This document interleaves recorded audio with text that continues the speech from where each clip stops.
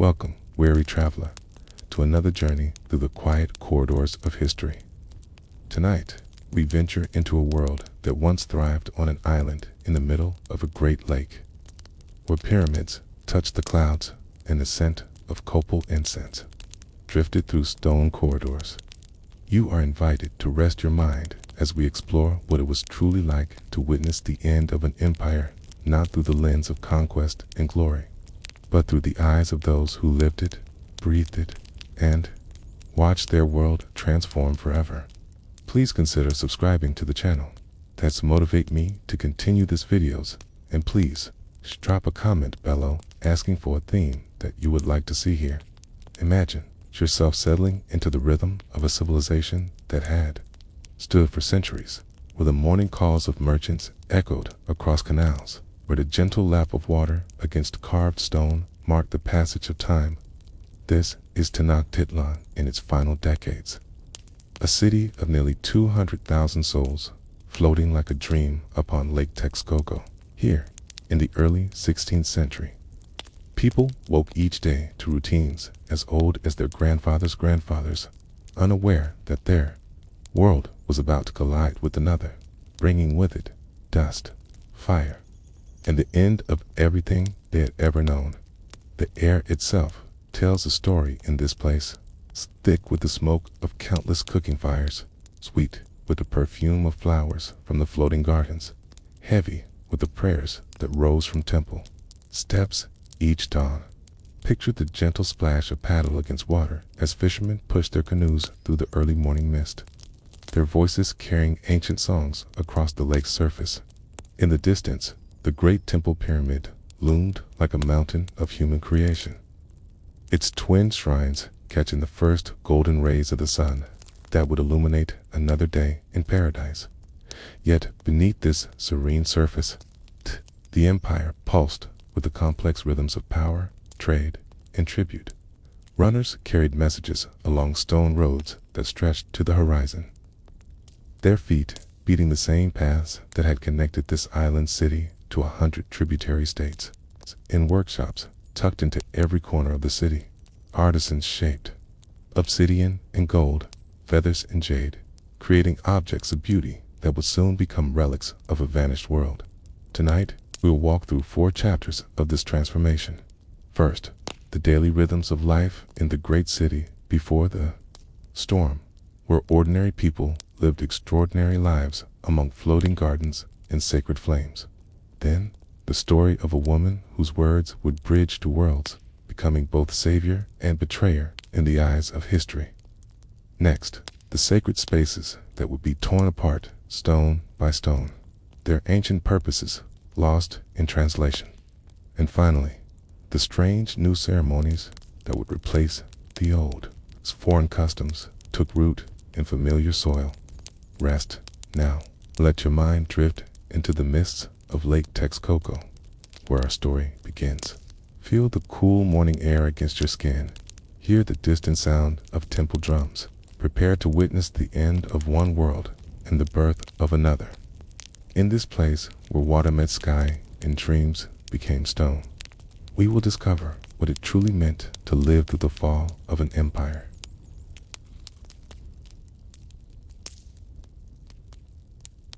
The morning sun cast long shadows across the stone causeways as Itzol made her way through the awakening city, her bare feet finding familiar purchase on the smooth, volcanic rock. The air hung thick with the mingled scents of lake water and burning pine, copal, incense, and tortillas cooking over countless hearth fires. This was her world, the great city of Tenochtitlan, in the year we would call 1518. Though time itself moved differently here, measured not in numbered years, but in the endless cycle of ceremonies and seasons that had governed life since the ancestors first planted their city in the lake. You must understand that to live in Tenochtitlan was to live suspended between earth and water, between the mundane and the divine. The city rose from Lake Texcoco like a fever dream made manifest. Its pyramids and palaces connected by a network of canals that served as streets, its people moving between solid ground and floating gardens with the ease of amphibious beings. Itself, like the 40,000 other residents of her Calpuli, her neighborhood district, woke each day to the sound of water lapping against stone, to the calls of birds that had learned to fish in urban canals, to the distant rumble of the great temple drums that marked the passage of each day with mechanical precision. Her house, like most in the commoner districts, was a single room of adobe brick with a thatched roof, its walls blackened by years of cooking smoke. The floor was packed, earth-covered with reed mats that her grandmother had woven, patterns that told stories of rain and corn, of the endless cycle of planting and harvest that sustained life even here in this city of stone. The walls held niches for the small clay figures of household gods protectors of hearth and family who demanded daily offerings of food and flowers. Itzel's mother, Xochitl, knelt before these gods each morning, her lips moving in whispered prayers as she placed tiny portions of their breakfast before the painted faces, asking for protection, for health, for the kind of invisible blessings that kept families whole in a world where divine displeasure could manifest as drought, disease, or conquest. The rhythm of their days followed patterns as ancient as the lake itself. Before dawn, while the city still slept under a blanket of mist, Xochitl would rise to kindle the fire, coaxing flame from the embers that never died completely, painting it with dried corn cobs and scraps of bark until it crackled to life. The smell of burning wood mingled with the lake air, creating an atmosphere both comforting and otherworldly. As the fire grew, she would begin the daily ritual of making masa-soaking corn kernels in lime water, grinding them on the matate until they became smooth paste, forming them into the thin discs that would sustain the family through another day. Itzel's responsibilities began with the sunrise.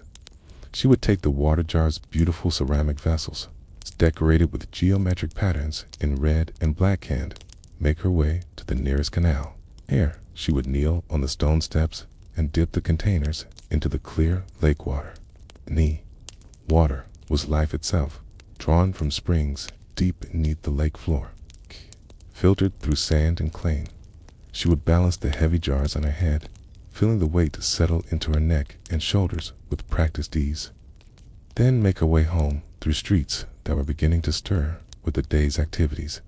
The city came alive around her, like a vast organism awakening from sleep. From windows and doorways, the sounds of daily life began to emerge. The rhythmic scraping of matates as women ground corn, the soft slap of hands shaping tortillas, the gentle splash of water as people washed faces and hands in preparation for the day. Children's voices rose in play or complaint, their laughter echoing off the stone walls and mixing with the calls of vendors who were already preparing their wares for the day's markets by the time the sun had cleared. It's the mountains that ringed the valley. The causeways were thick with human traffic.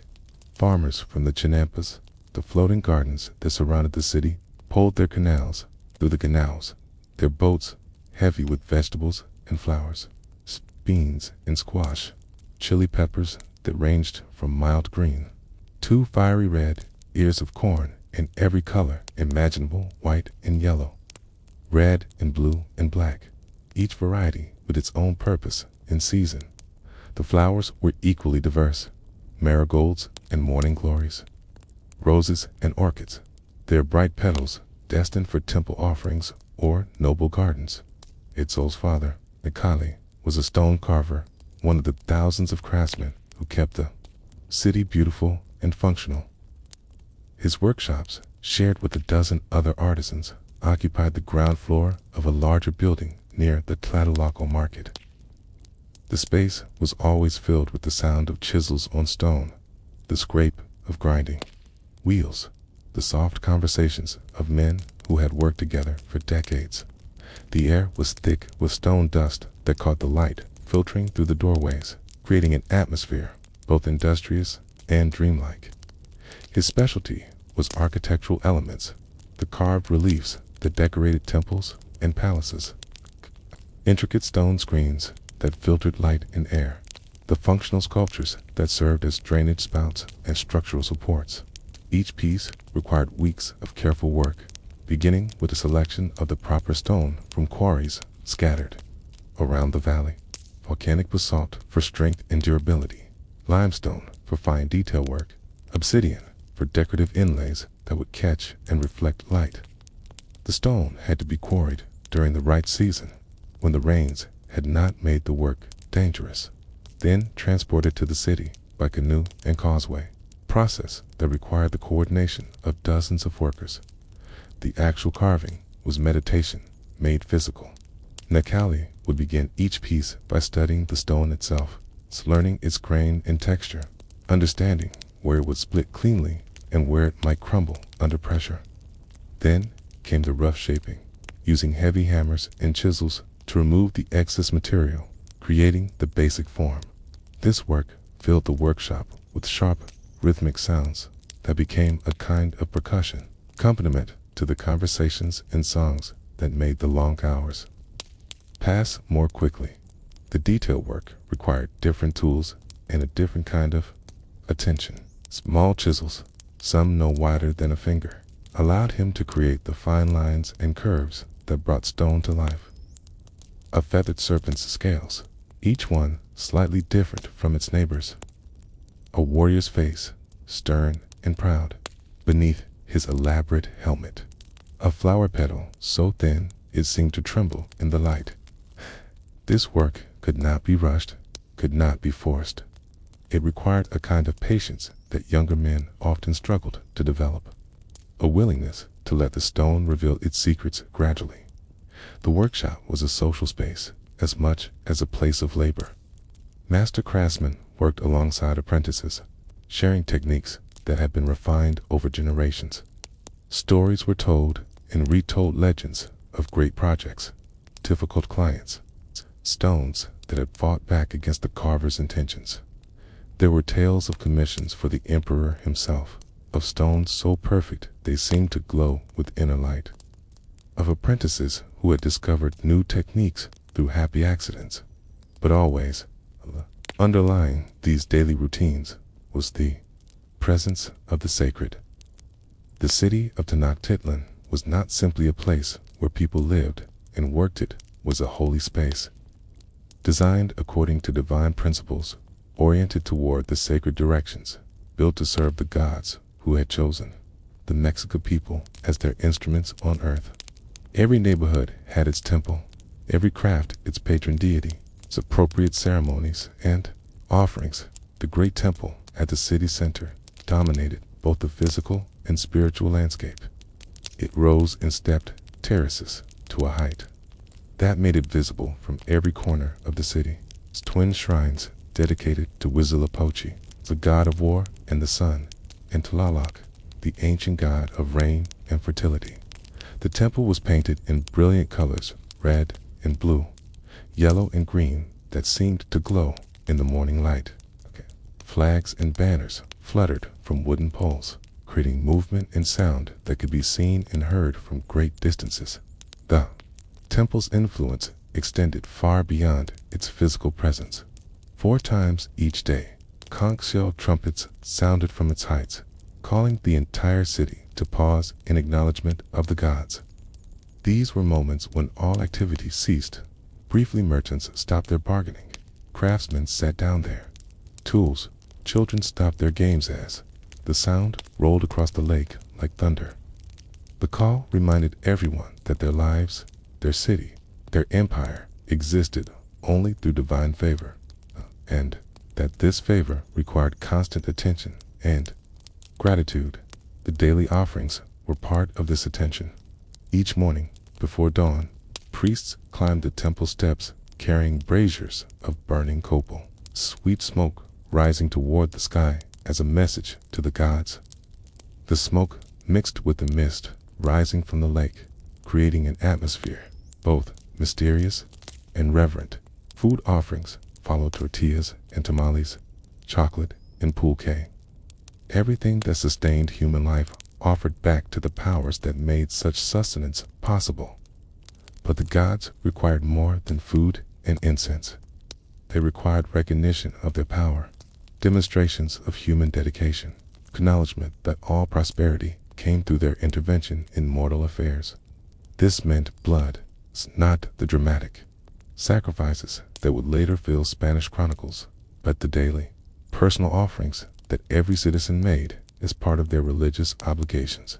Mothers pricked their earlobes with maguey thorns, letting a few drops of blood fall onto papers that would be burned as offerings.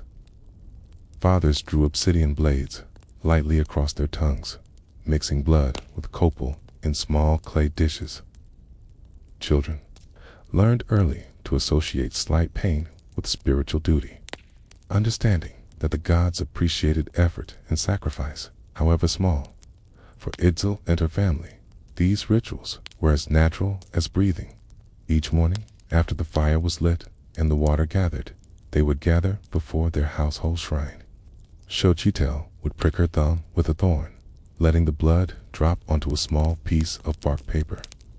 Nekali would add a drop of his own blood, then set the paper alight, watching the smoke carry their offering skyward. Itzel, still too young for blood offerings, would contribute flower petals or small pieces of food, learning the forms and phrases that would structure her spiritual life as an adult. These private devotions connected them to the larger rhythms of the city's religious life. Every 20 days brought a major festival, each dedicated to different aspects of the divine powers that governed their world. Kate, some celebrated the agricultural cycle, planting, growing, harvesting, was honored the gods of different crafts and professions. Still others marked the movements of celestial bodies, the changing seasons, the anniversary of great mythical events. The festivals transformed the city, filling the streets with processions, the air with music and incense, the markets with special foods and decorations. Q during Shumopali, the festival of the new fire that occurred every 52 years. Q, all fires in the city were extinguished and then rekindled from a sacred flame lit atop the temple. The ceremony created a sense of unity that transcended social divisions, rich and poor, noble and commoner, all participating in the renewal of the world's spiritual energy. But it was during the smaller, daily observances that the true character of Aztec spirituality revealed itself. Religion was not separate from daily life, was woven into every activity, every decision, every moment of awareness. The gods were not distant beings who occasionally intervened in human affairs. They were immediate presences whose attention could be engaged through proper conduct and offerings. This made life both more meaningful and more precarious. Every success was a gift that required gratitude. Every misfortune a sign that the spiritual accounts needed balancing. As Ixel moved through her days, helping her mother with household tasks, carrying messages for her father's workshop, playing games with the other children of her Kalpula, she was learning not just practical skills, but the deeper patterns that gave meaning to existence. She learned to read the subtle signs that indicated divine favor or displeasure, the way smoke rose from offerings, the behavior of birds and animals, the quality of dreams, the feel of the air before important undertakings. The market days were particularly rich in these signs and meanings. Tlatelolco, the great market that served both Tenochtitlan and the surrounding communities, was more than a place of commerce. Was a crossroads where different peoples, different gods, different ways of understanding the world came together in complex negotiation. Merchants from distant lands brought not only goods, but stories, different styles of craftsmanship, different approaches to the fundamental questions of how to live properly in relationship with the divine forces that shaped reality. Itzel would accompany her mother to market several times each month, helping to carry the purchases that would sustain their household. The experience was overwhelming and magical. Thousands of people gathered in a space hardly larger than a few city blocks, their voices creating a constant murmur that rose and fell like ocean waves. The air was thick with competing scents: chili and chocolate, copal and flowers, leather and feathers. The earthy smell of root vegetables and the sweet fragrance of tropical fruits brought from distant regions. The market was organized according to principles that reflected both practical necessity and sacred geography. Similar goods clustered together: all the pottery in one section, all the textiles in another, all the food vendors along the edges where the crowds were thickest. The arrangement also followed the sacred directions, with luxury goods from the east jade, cacao, precious feathers occupying the section associated with the sunrise, while goods from the west, obsidian, salt. Certain types of shells were grouped in the area connected with sunset in the land of the dead. Walking through these sections was like traveling through different worlds within the world.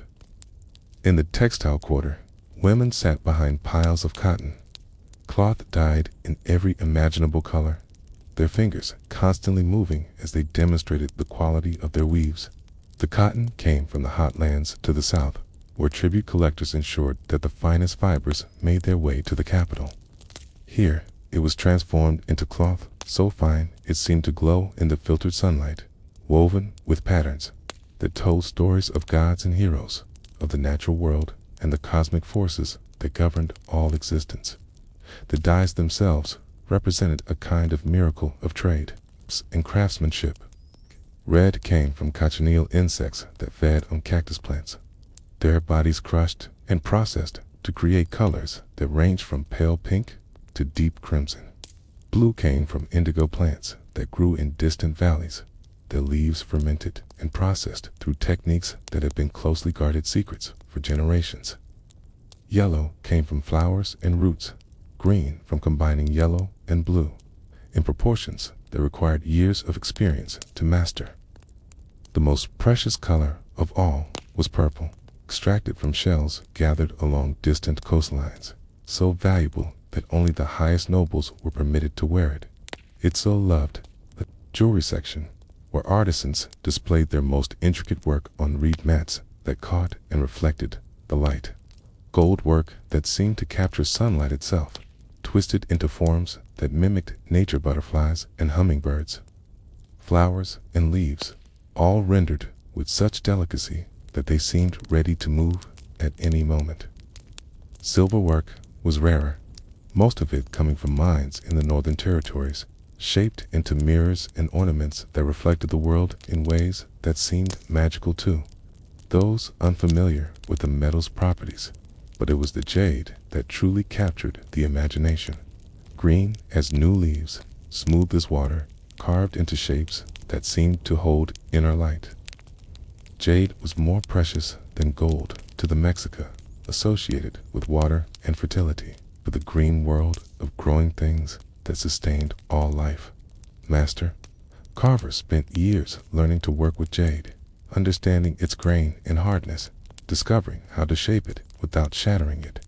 The finest pieces were works of art that would survive for centuries, their green surfaces growing more beautiful with age and handling.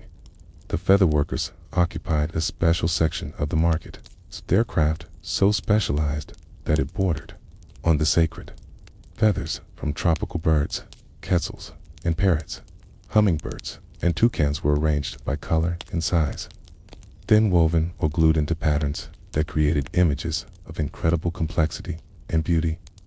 Shields and banners, cloaks and headdresses, all made from feathers that seemed to capture and hold light, creating effects that changed as the viewer moved. The most skilled feather workers could create images so realistic that birds seemed ready to take flight. Flowers seemed to tremble in imaginary breezes. These luxury goods represented more than mere decorations. They were statements of identity, markers of social position, connections to the sacred forces that governed the world. When a noble wore a feathered cloak, he was not simply displaying wealth, but claiming a relationship with the birds whose feathers adorned him, partaking in their ability to move between earth and sky. When a priest used jade implements in ceremonies, he was connecting the ritual to the life-giving properties of water and growing things. But the market also served the everyday needs of ordinary people. Food vendors sold prepared meals for those too busy to cook at home: tamales stuffed with beans or meat, wrapped in corn husks and steamed until they were soft and fragrant; tortillas, fresh from the griddle, still warm and flexible, perfect for wrapping around other foods; atole, a thin gruel made from ground corn, flavored with honey or chili, served warm in clay bowls that retained heat long after the drink was poured. The variety of available foods reflected the ecological diversity of the empire. From the lake itself came fish and waterfowl, frogs, and insects, all contributing protein to diets that might otherwise rely too heavily on corn and beans. From the floating gardens came vegetables that grew nowhere else: tomatoes and chili, peppers, squash and amaranth, herbs and flowers that added flavor and nutrition to everyday meals. From distant provinces came tropical fruits that arrived in the capital, like edible jewels, mangoes and papayas, cados and cacao pods, each one representing a network of trade relationships that stretched across thousands of miles. The spice vendors occupied a particularly fragrant corner of the market, their wares filling the air with scents that could transport the imagination to distant places. Vanilla from the coastal regions, its sweet perfume so intense that a small pod could flavor an entire pot of chocolate. Chili peppers in dozens of varieties, each with its own heat level and flavor profile, from mild poblanos that added depth.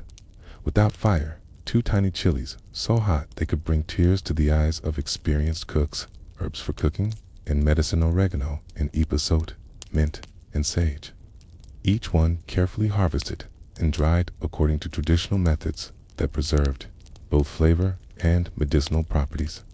The first whispers of trouble came with the morning traders, their canoes cutting through the lake's surface as they brought news from the eastern shores. Itzo noticed a change in her father's workshop before she understood its meaning. Conversations that stopped when apprentices approached, worried glances exchanged between master craftsmen, projects suddenly abandoned or altered according to new specifications that no one would explain clearly. It was the spring of 1519. Though such European measurements of time meant nothing to the people of Tenochtitlán, who marked their days according to the sacred calendar that had governed their lives since the beginning of memory. The season was Atokawalo, the time when water was offered to the mountains, when the rains were called back from their winter retreat to nourish the growing corn. But this year, the ceremonies felt different, charged with an undercurrent of anxiety that no amount of ritual preparation could entirely dispel. Nekali came home from the workshops with stone, dust in his hair, and worry lines around his eyes that hadn't been there the season before. The commissions he worked on now were different, more ceremonial objects, fewer architectural elements, as if the city's builders had suddenly become uncertain about the permanence of their constructions. He carved obsidian knives with more elaborate handles, jade pendants with protective symbols, stone mirrors that would be used in divination ceremonies, designed to peer into an increasingly uncertain future. The uncertainty had begun with reports from the coast, carried inland by the network of runners who connected the island capital with every corner of the empire. Traders spoke of floating mountains glimpsed on the horizon, structures larger than any canoe but moving across the water with impossible speed. Fishermen described beings with pale skin and hair that caught sunlight like metal, creatures that might be gods or demons or some new form of life that the coastal peoples had never encountered before. These reports would have been dismissed as the fantasies of provincial minds, but they came from too many sources, were corroborated by too many witnesses, carried too much detail to be easily explained away. The beings wore shells on their bodies that reflected light like water, but harder than stone. They rode animals larger than deer, but different in form, with flowing hair and eyes that seemed to hold intelligence. Most disturbing of all, they possessed weapons that could kill at a distance, creating thunder and fire and death from positions far from their targets.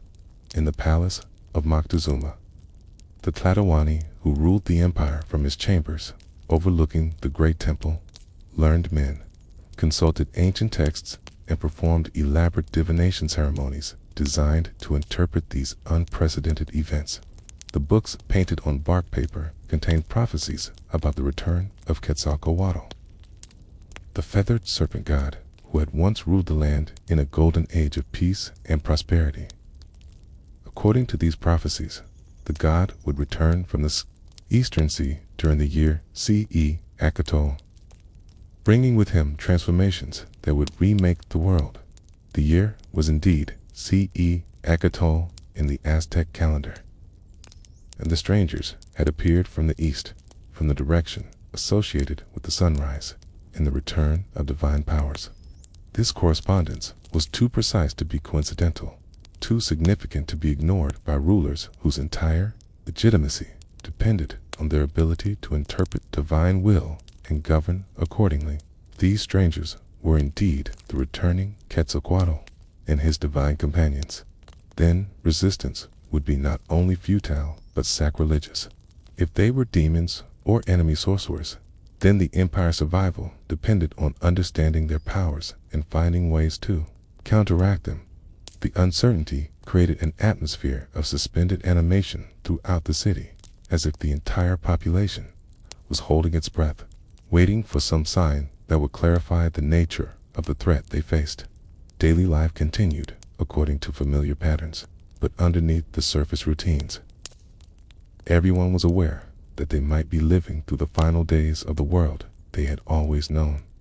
Itzil felt this tension most acutely during the market days when traders from distant provinces brought conflicting reports and contradictory interpretations of the same events. Some insisted that the strangers were gods who would bring blessings to those who received them properly. Others claimed they were demons who left destruction in their wake, demanding tribute in gold and silver, while showing no respect for the sacred places and customs that governed civilized behavior. The most troubling reports came from the coastal city of Sempawala, where the strangers had established some kind of temporary settlement. According to these accounts, the beings possessed weapons that could destroy stone walls, animals that could carry them faster than any human could run, and most shocking of all, they had formed alliances with some of the empire's tributary peoples, groups that had apparently decided to support the strangers against their traditional rulers. This last piece of information struck at the heart of Aztec imperial theory. The empire was not simply a military conquest that had imposed foreign rule on conquered peoples. It was a carefully balanced system of mutual obligation, where tributary states provided goods and labor in exchange for protection, access to larger markets, and participation in the cosmic order that sustained all civilization. The relationship was spiritual as much as political, based on shared recognition of the divine forces that governed human affairs. If tributary peoples were now allying themselves with unknown beings against the established order, suggested that the spiritual foundations of the empire itself might be crumbling. Perhaps the gods were withdrawing their favor from the Mexica people. Perhaps the cosmic balance that has sustained the empire for nearly a century was shifting in ways that human intelligence could not comprehend or control. These fears found expression in increased religious activity throughout the city. Temple ceremonies became more frequent and elaborate as priests and people alike sought to restore whatever spiritual equilibrium might have been disturbed by the appearance of the strangers. Offerings increased in both quantity and quality. More flowers, more food, more precious objects burned or buried in attempts to regain divine favor. The sound of drums and conch shells became almost constant, as different neighborhoods and craft guilds conducted their own ceremonies designed to protect their particular communities from whatever transformations might be approaching. The 8th day of the month Quehali brought news that changed everything. Though at first it seemed like just another report from the eastern provinces. A runner arrived at dawn, his feet bloody from the mountain paths, his breath coming in ragged gasps as he delivered his message to the palace guards. The strangers had defeated the Tlaxcalans in a great battle. But instead of destroying the city as conquerors traditionally did, they had formed an alliance with their former enemies. Now Tlaxcalan warriors marched alongside the pale-skinned beings, and together they were moving toward Cholula, the great sacred city that controlled the eastern approaches to the Valley of Mexico. Itzio learned of this development not from official announcements, which were carefully controlled and deliberately vague, but from the whispered conversations she overheard in her father's workshop. The stone carvers had their own network of information, connections with craftsmen in other cities who sent news along with orders for specialized work. These unofficial channels often carried more detailed and accurate information than the formal diplomatic reports that moved through official channels, filtered and sanitized by officials who hoped to avoid causing panic among this population. The workshop conversations revealed details that the palace might have preferred to keep secret. The strangers' weapons were indeed as devastating as earlier. Reports had suggested thundersticks that could kill at distances that made traditional warfare tactics useless, metal shirts that turned away obsidian blades and wooden clubs, and, most terrifying of all, the four-legged beasts that could carry armed men at speeds that made escape nearly impossible. But perhaps more significant than their military advantages was their apparent ability to turn tributary peoples against the empire, to offer alternatives to the traditional relationships that had held the Aztec world together for generations. This last development struck at the heart of imperial ideology in ways that military defeat could not. The Aztec Empire had been built on the principle that the Mexica people served as intermediaries between the gods and the various peoples of central Mexico, that their rule was legitimate because it maintained the cosmic order that sustained all civilization. If tributary peoples were now rejecting this arrangement in favor of alliances with unknown beings, it suggested that the spiritual foundations of imperial authority were crumbling. The crisis deepened when news arrived from Cholula. The strangers had been received peacefully by the city's rulers, who had apparently decided that accommodation was preferable to resistance. But according to the reports that filtered back to Tenochtitlan, this accommodation had not saved the city from devastation. The strangers and their Tlaxcalan allies had turned on their hosts, massacring thousands of people in what they claimed was a preemptive strike against a planned attack. The great temples of Cholula, some of the most sacred sites in all of central Mexico, had been desecrated and partially destroyed. These reports created something approaching panic among the religious authorities in Tenochtitlan. Cholula was not simply another provincial city, it was a pilgrimage site of extraordinary importance. It's a place where the gods were believed to dwell in particularly accessible forms. The city's destruction suggested that the strangers had no respect for the sacred principles that governed civilized behavior, that they were either ignorant of divine law or actively opposed to it. Emergency ceremonies were conducted throughout the city, as priests and people alike sought to understand what these events might mean for the future of their world. Divination rituals that normally took place only during major festivals were performed daily. Ks, using every available method to peer into the future and determine what the gods intended. Sacred books were consulted, bones were cast, dreams were analyzed with desperate intensity as the religious leadership struggled to develop coherent interpretations of unprecedented events. The results of these divination efforts were contradictory and troubling. Some signs suggested that the strangers were indeed divine beings whose actions, however destructive they might appear to human understanding, served purposes that would ultimately prove beneficial. Other signs indicated that they were demons, or sorcerers whose very presence in the world threatened to overturn the cosmic order and bring about the end of the current age of creation. Most disturbing of all were the signs that suggested the crisis was fundamentally spiritual in nature, that the appearance of the strangers was a symptom of some deeper disturbance in the relationship between the human and divine realms. According to some interpretations, the gods themselves were engaged in conflicts that manifested in the human world as warfare and destruction, and mortal beings were caught in the middle of cosmic struggles they could neither understand nor influence. These theological uncertainties had practical consequences for daily life in the city. Families faced impossible choices about how to prepare for an uncertain future.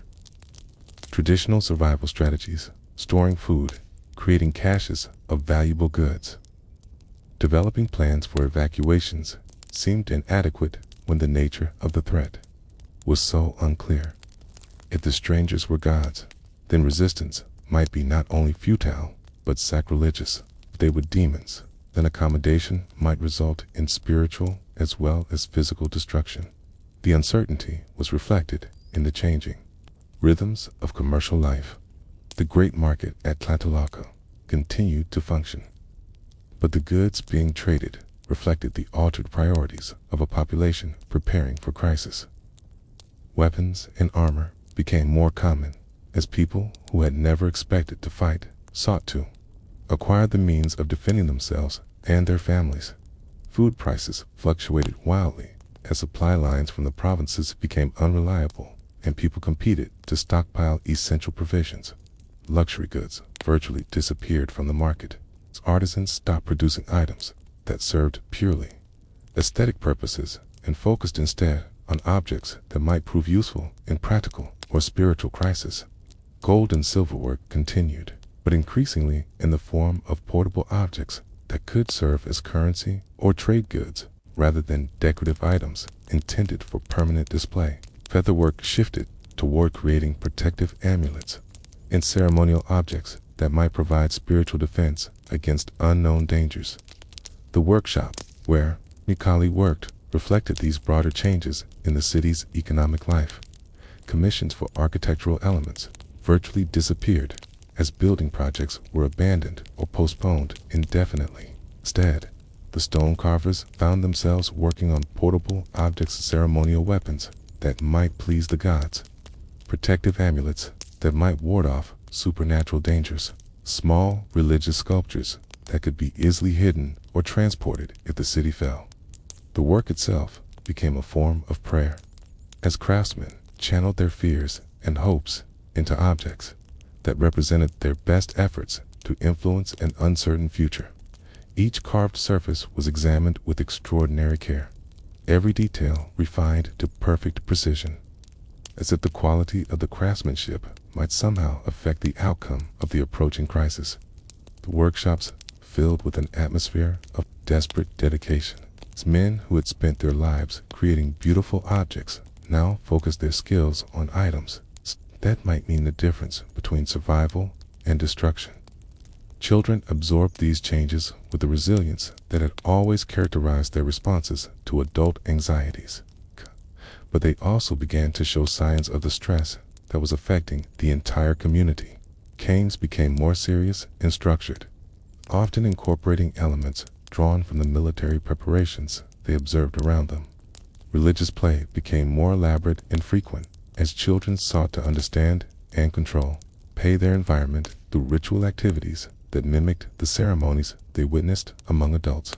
Itso found herself drawn more frequently to the neighborhood shrine, where she would sit quietly and observe the ceremonies that had become almost constant features of daily life.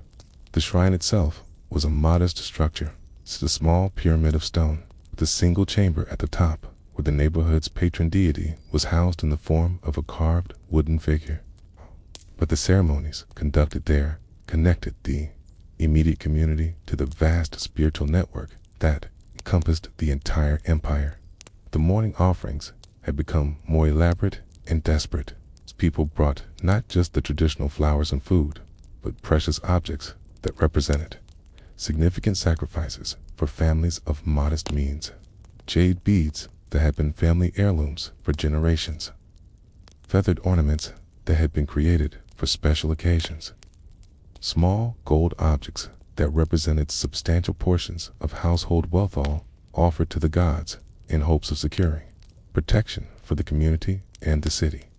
The prayers themselves had changed, becoming more specific and urgent, where once the ritual language had followed ancient formulas that emphasized gratitude and general requests for divine favor.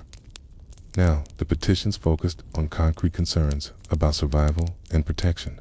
People asked the gods to blind the strangers' eyes, to turn their weapons away from innocent targets, to inspire them with respect for sacred places and customs. They offered to increase their own devotional activities, to undertake pilgrimages to distant shrines, to dedicate their children to religious service. The gods would intervene to preserve their world.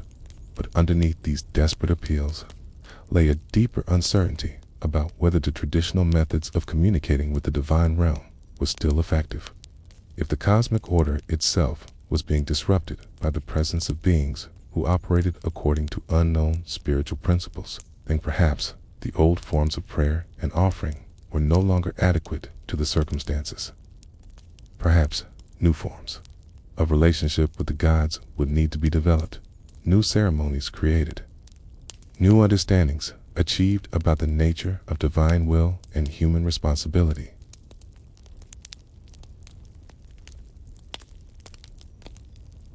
Her name was Malinche when she was born in the coastal town of Painala, though history will remember her by many other names: Malensa, Dona, Marina, La Llorona of the Conquest.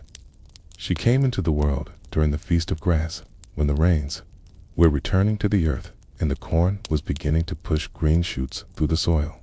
Her mother, Simatel, was a woman of noble blood who had married beneath her station for love, a choice that would prove to have consequences, reaching far beyond her personal happiness. The child, who would become the voice between two worlds, was born into a landscape of constant political tension, where the great empire of Tenochtitlán pressed against smaller peoples who struggled to maintain their independence and cultural identity. Painala was a border town, neither fully incorporated into the Aztec Empire nor completely free from its influence, a place where different languages and customs mingled in the markets and where children grew up hearing stories told in multiple tongues. Malinche's early childhood was shaped by this linguistic complexity.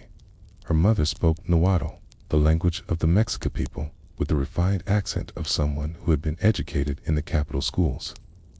Her father knew the local Mayan dialects that dominated commerce along the coast, the practical tongues of traders and fishermen who moved goods between distant settlements. From her grandmother came the ancient ceremonial languages that connected the family to spiritual traditions reaching back to the beginning of memory. This multilingual environment was both blessing and burden for a child whose mind absorbed languages with the ease that flowers absorb sunlight.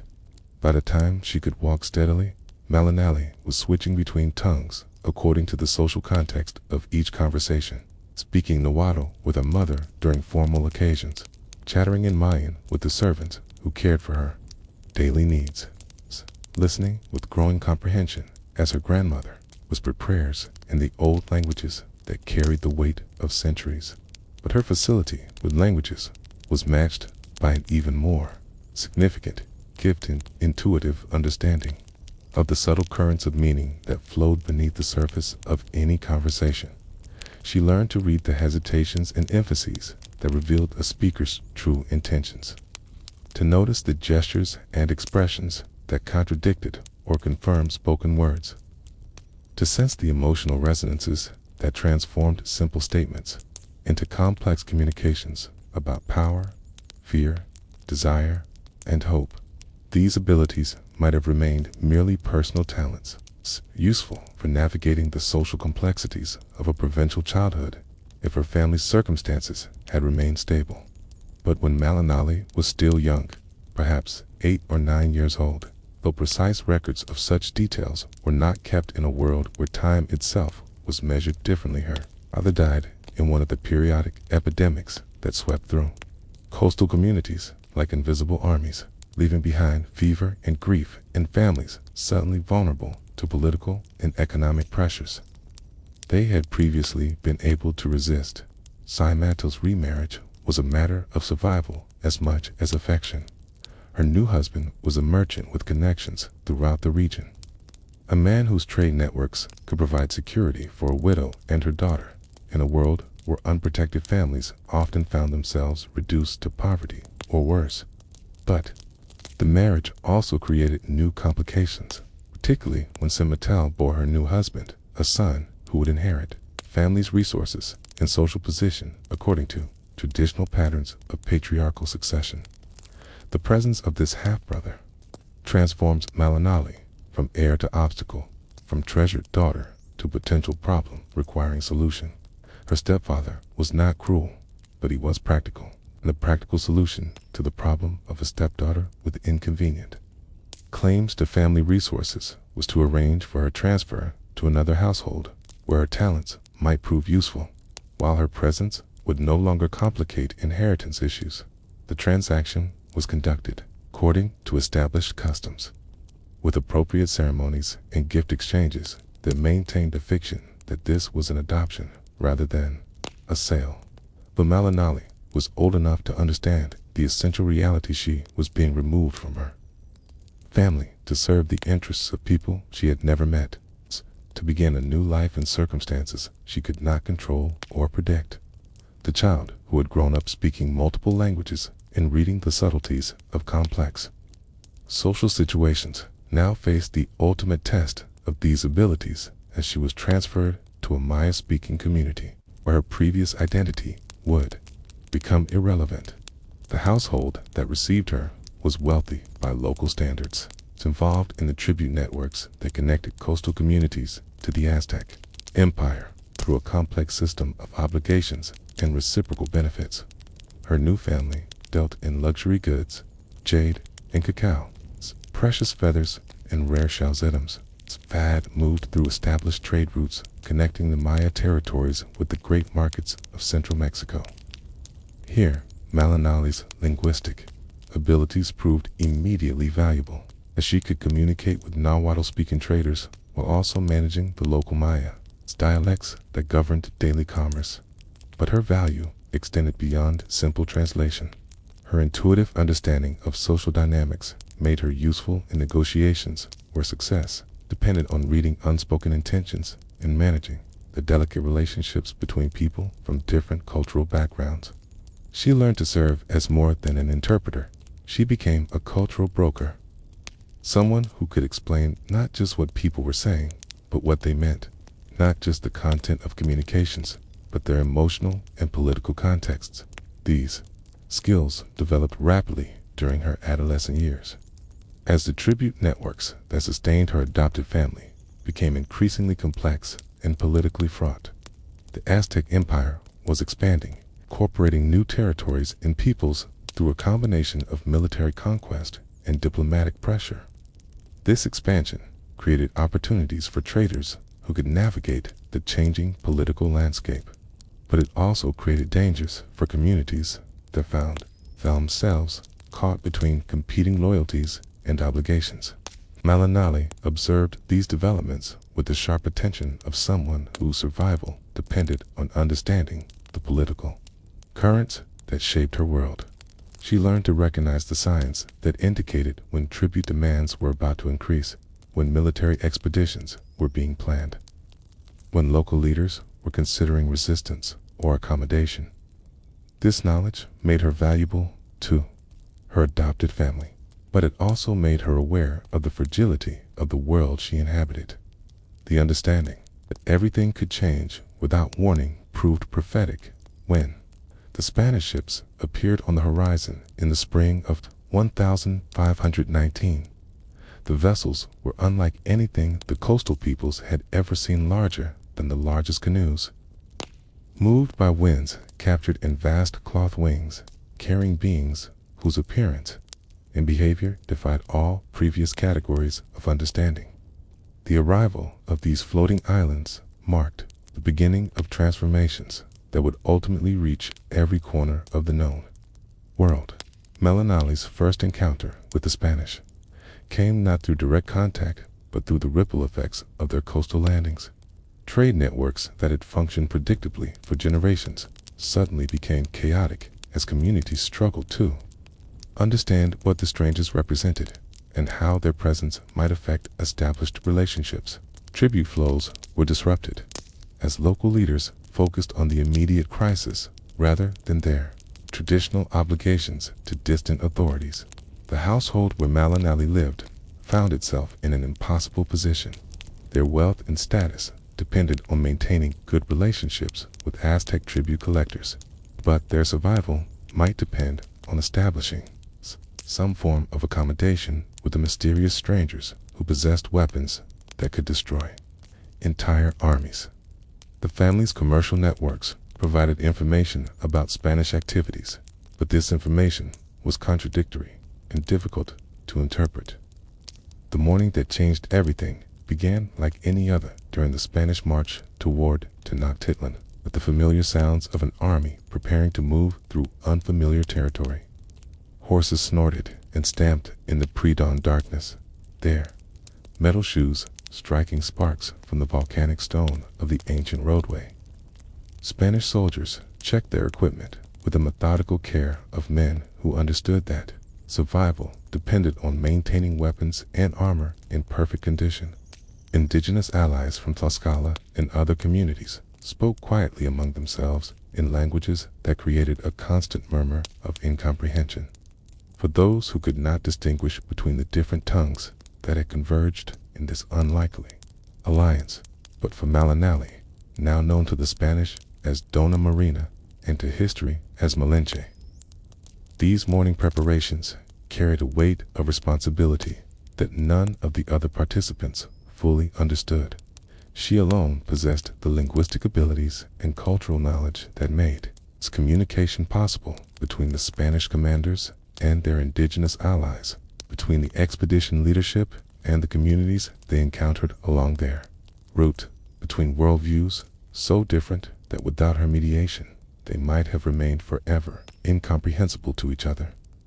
Her position within the expedition's hierarchy was both central and ambiguous, reflecting the unique nature of her contributions and the uncertain status of someone who belonged fully to neither of the worlds she helped to bridge.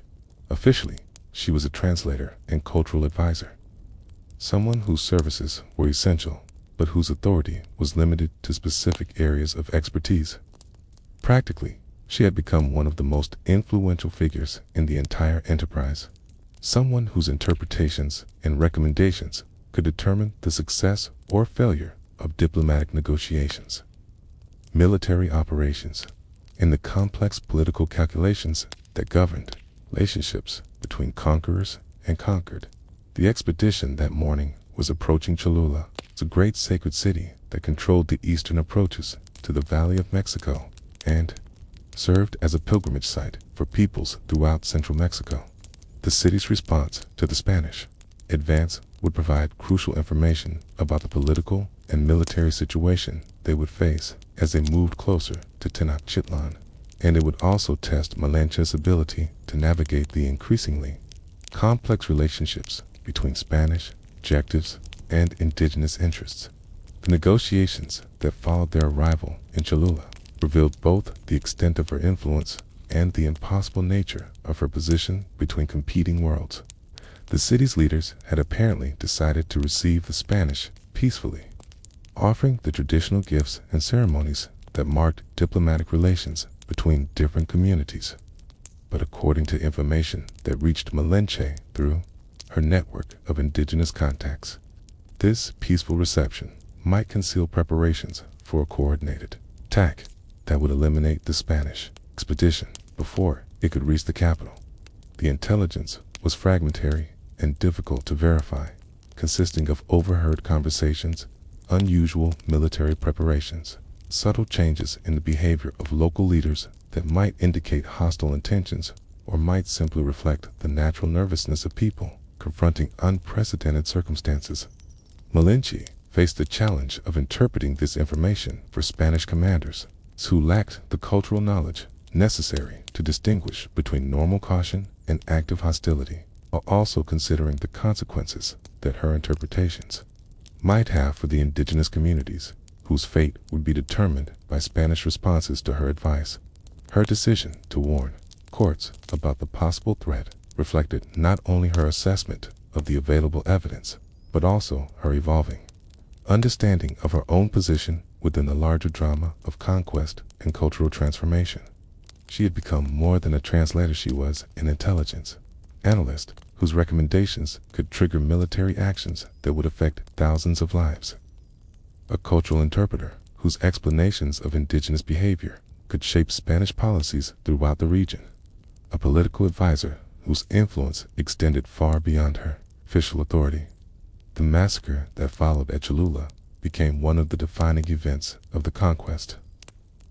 A demonstration of Spanish military capabilities that sent shockwaves throughout central Mexico and fundamentally altered the political calculations of every community that had been considering resistance to the advancing expedition. But it also became a defining moment in Malinche's own transformation from cultural mediator to active participant in the Spanish enterprise of conquest and colonization. The events at Cholula revealed the extent to which her role had evolved, beyond simple translation to active participation in strategic planning and tactical decision-making. She was no longer merely conveying messages between Spanish and indigenous leaders. She was helping to shape the content of those messages, advising on the cultural implications of different approaches, suggesting strategies that took advantage of her intimate knowledge of indigenous political systems and social relationships. Her recommendations regarding Cholula reflected her understanding that the Spanish expedition's survival depended on maintaining momentum and demonstrating strength, that any sign of weakness or hesitation might encourage coordinated resistance that could, overwhelm their technological advantages through sheer numbers. But they also reflected her growing identification with Spanish objectives and her increasing alienation from the indigenous communities, whose languages she spoke and whose customs she understood. The psychological transformation that made such recommendations possible was complex and gradual, shaped by factors that extended beyond simple considerations of personal survival or material advantage. Her position as translator had made her essential to Spanish success, but it had also made her responsible for decisions that would affect the lives of countless people whose fate depended on her ability to navigate between incompatible worldviews and competing systems of value. The isolation that resulted from occupying this position between worlds was profound and irreversible. She could not return to the indigenous communities she had left behind because her association with the Spanish had marked her as a traitor in the eyes of many who had once known her as Malinche. But she could not become fully Spanish either, because her indigenous origins and cultural knowledge marked her as perpetually foreign in the eyes of Europeans, who valued her services while maintaining their sense of cultural superiority. This isolation was both personal and political, affecting not only her individual identity, but also her understanding of the historical processes in which she was participating. She had become a figure suspended between identities, belonging fully to neither world, but indispensable to both, carrying within her consciousness the weight of choices that would echo through generations, yet unborn. The years that followed the fall of Tenochtitlán brought revelations that no one could have anticipated during the desperate months of siege and conquest. Transformations that reached far beyond the immediate military and political consequences of Spanish victory. For Malinche, these years became a period of gradual recognition that her role as cultural interpreter had made her complicit in changes that extended far deeper than the replacement of one political system by another. She had helped to facilitate not merely conquest, but the systematic destruction of entire ways of understanding reality.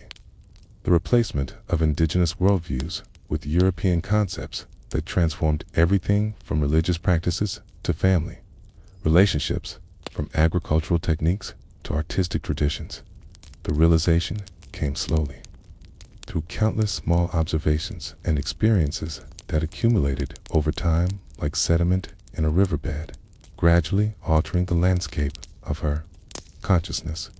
She watched as Spanish missionaries destroyed codices that contained centuries of accumulated knowledge, dismissing indigenous books as works of the devil, while simultaneously depending on indigenous scribes to create new documents in European languages and formats.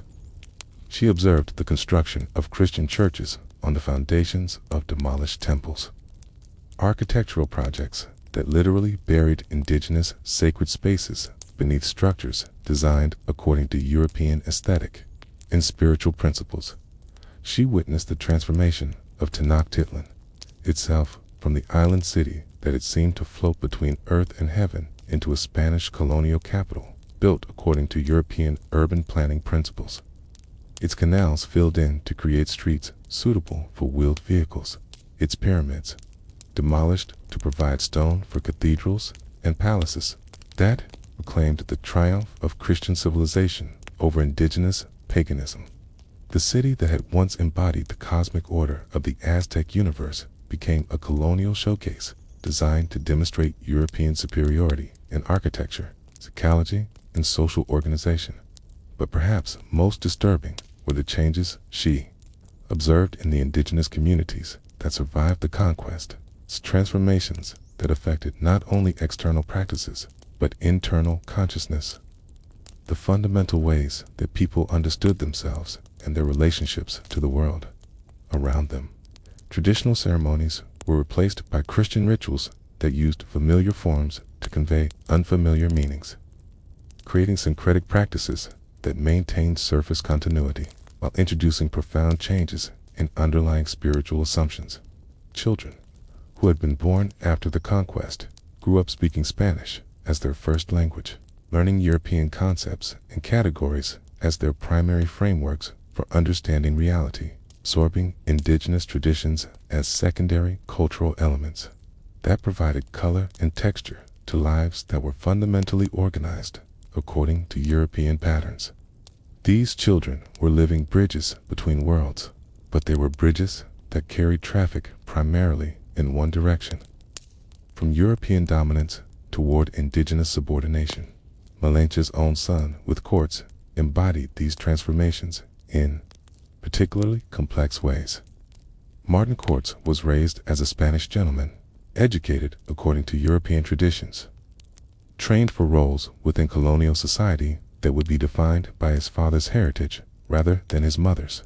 Yet his indigenous ancestry remained visible in his features and present in his consciousness, creating an identity that was simultaneously privileged and problematic, accepted and questioned, European and indigenous, watching her son navigate. These contradictions provided Malinche with intimate understanding of the psychological costs of cultural transformation, the internal conflicts that affected individuals who embodied in their own persons the collision of different worldviews and social systems. Martin could never be fully Spanish because his indigenous heritage marked him as different from Europeans who could claim pure European ancestry.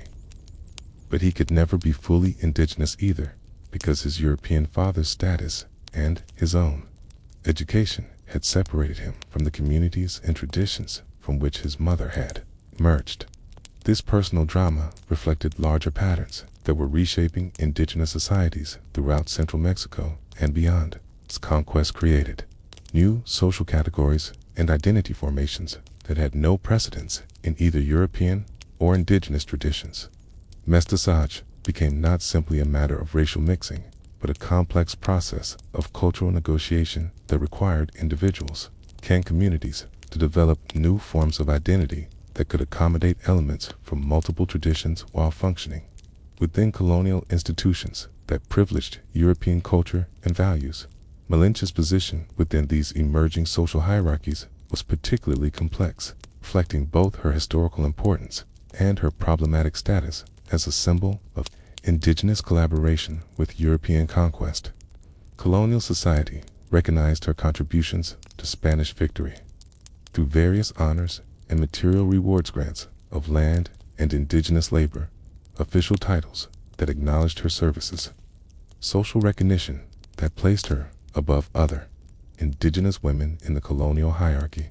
But this recognition was always qualified by awareness of her indigenous origins and her controversial role in facilitating conquest, factors that limited her social mobility and marked her as perpetually foreign within Spanish colonial society. She could never become fully Spanish regardless of her contributions to Spanish success, because racial categories in colonial society were designed to maintain European dominance through the systematic exclusion of indigenous and mixed race populations from positions of ultimate authority and social prestige. The psychological complexity of occupying this position between recognition and exclusion, between historical importance and social marginalization, created internal conflicts that had no resolution within the frameworks provided by colonial society. She had become famous as the woman who had made Spanish victory possible, but this fame was accompanied by growing isolation from both indigenous communities that viewed her as a traitor and Spanish communities that valued her contributions while maintaining their sense of cultural superiority. The loneliness that resulted from this isolation was profound and irreversible, affecting not only her personal relationships but also her understanding of her own identity and historical significance. She had become a figure suspended between worlds, belonging fully to neither, but remembered by both, carrying within her consciousness the weight of choices that had seemed reasonable at the time they were made, but whose consequences extended far beyond anything she could have anticipated. The establishment of the encomienda system granted Spanish colonists control over indigenous labor and tribute, provided concrete evidence of how her translations and cultural advice had contributed to the creation of new forms of exploitation that were, in many ways, more systematically oppressive than the tribute systems they replaced. The Aztec Empire had demanded tribute from subject peoples, but it had also provided military protection, access to trade networks, and participation in religious and cultural institutions that maintained indigenous dignity and social cohesion. The encomienda system, by contrast, was designed primarily to extract labor and resources for the benefit of Spanish colonists, with minimal concern for indigenous welfare or cultural continuity. Indigenous communities found themselves subjected to demands for labor that interfered with traditional agricultural cycles, tribute obligations that required them to produce goods for Spanish markets rather than for local consumption, and religious conversion programs that systematically undermined traditional spiritual practices and beliefs.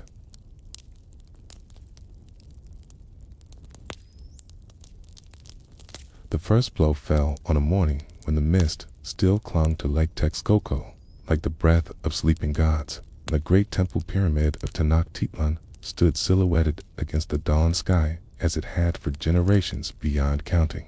Father Diego, a Franciscan missionary whose zeal burned as bright as the copal incense that had once risen from these very stones, raised his iron hammer above his head and brought it down against the carved face of Huitzilopochtli, the war god, whose image had watched over the empire's rise and witnessed its fall. The sound echoed across the water like thunder, like the crack of worlds breaking apart, like the first note of a funeral song that would last for centuries. Around the base of the pyramid, Spanish soldiers and indigenous workers watched as fragments of carved stone scattered across the temple platform, each piece carrying with it the dreams and prayers of countless generations who had climbed these steps in search of divine favor, cosmic understanding, in connection to the forces that govern all existence.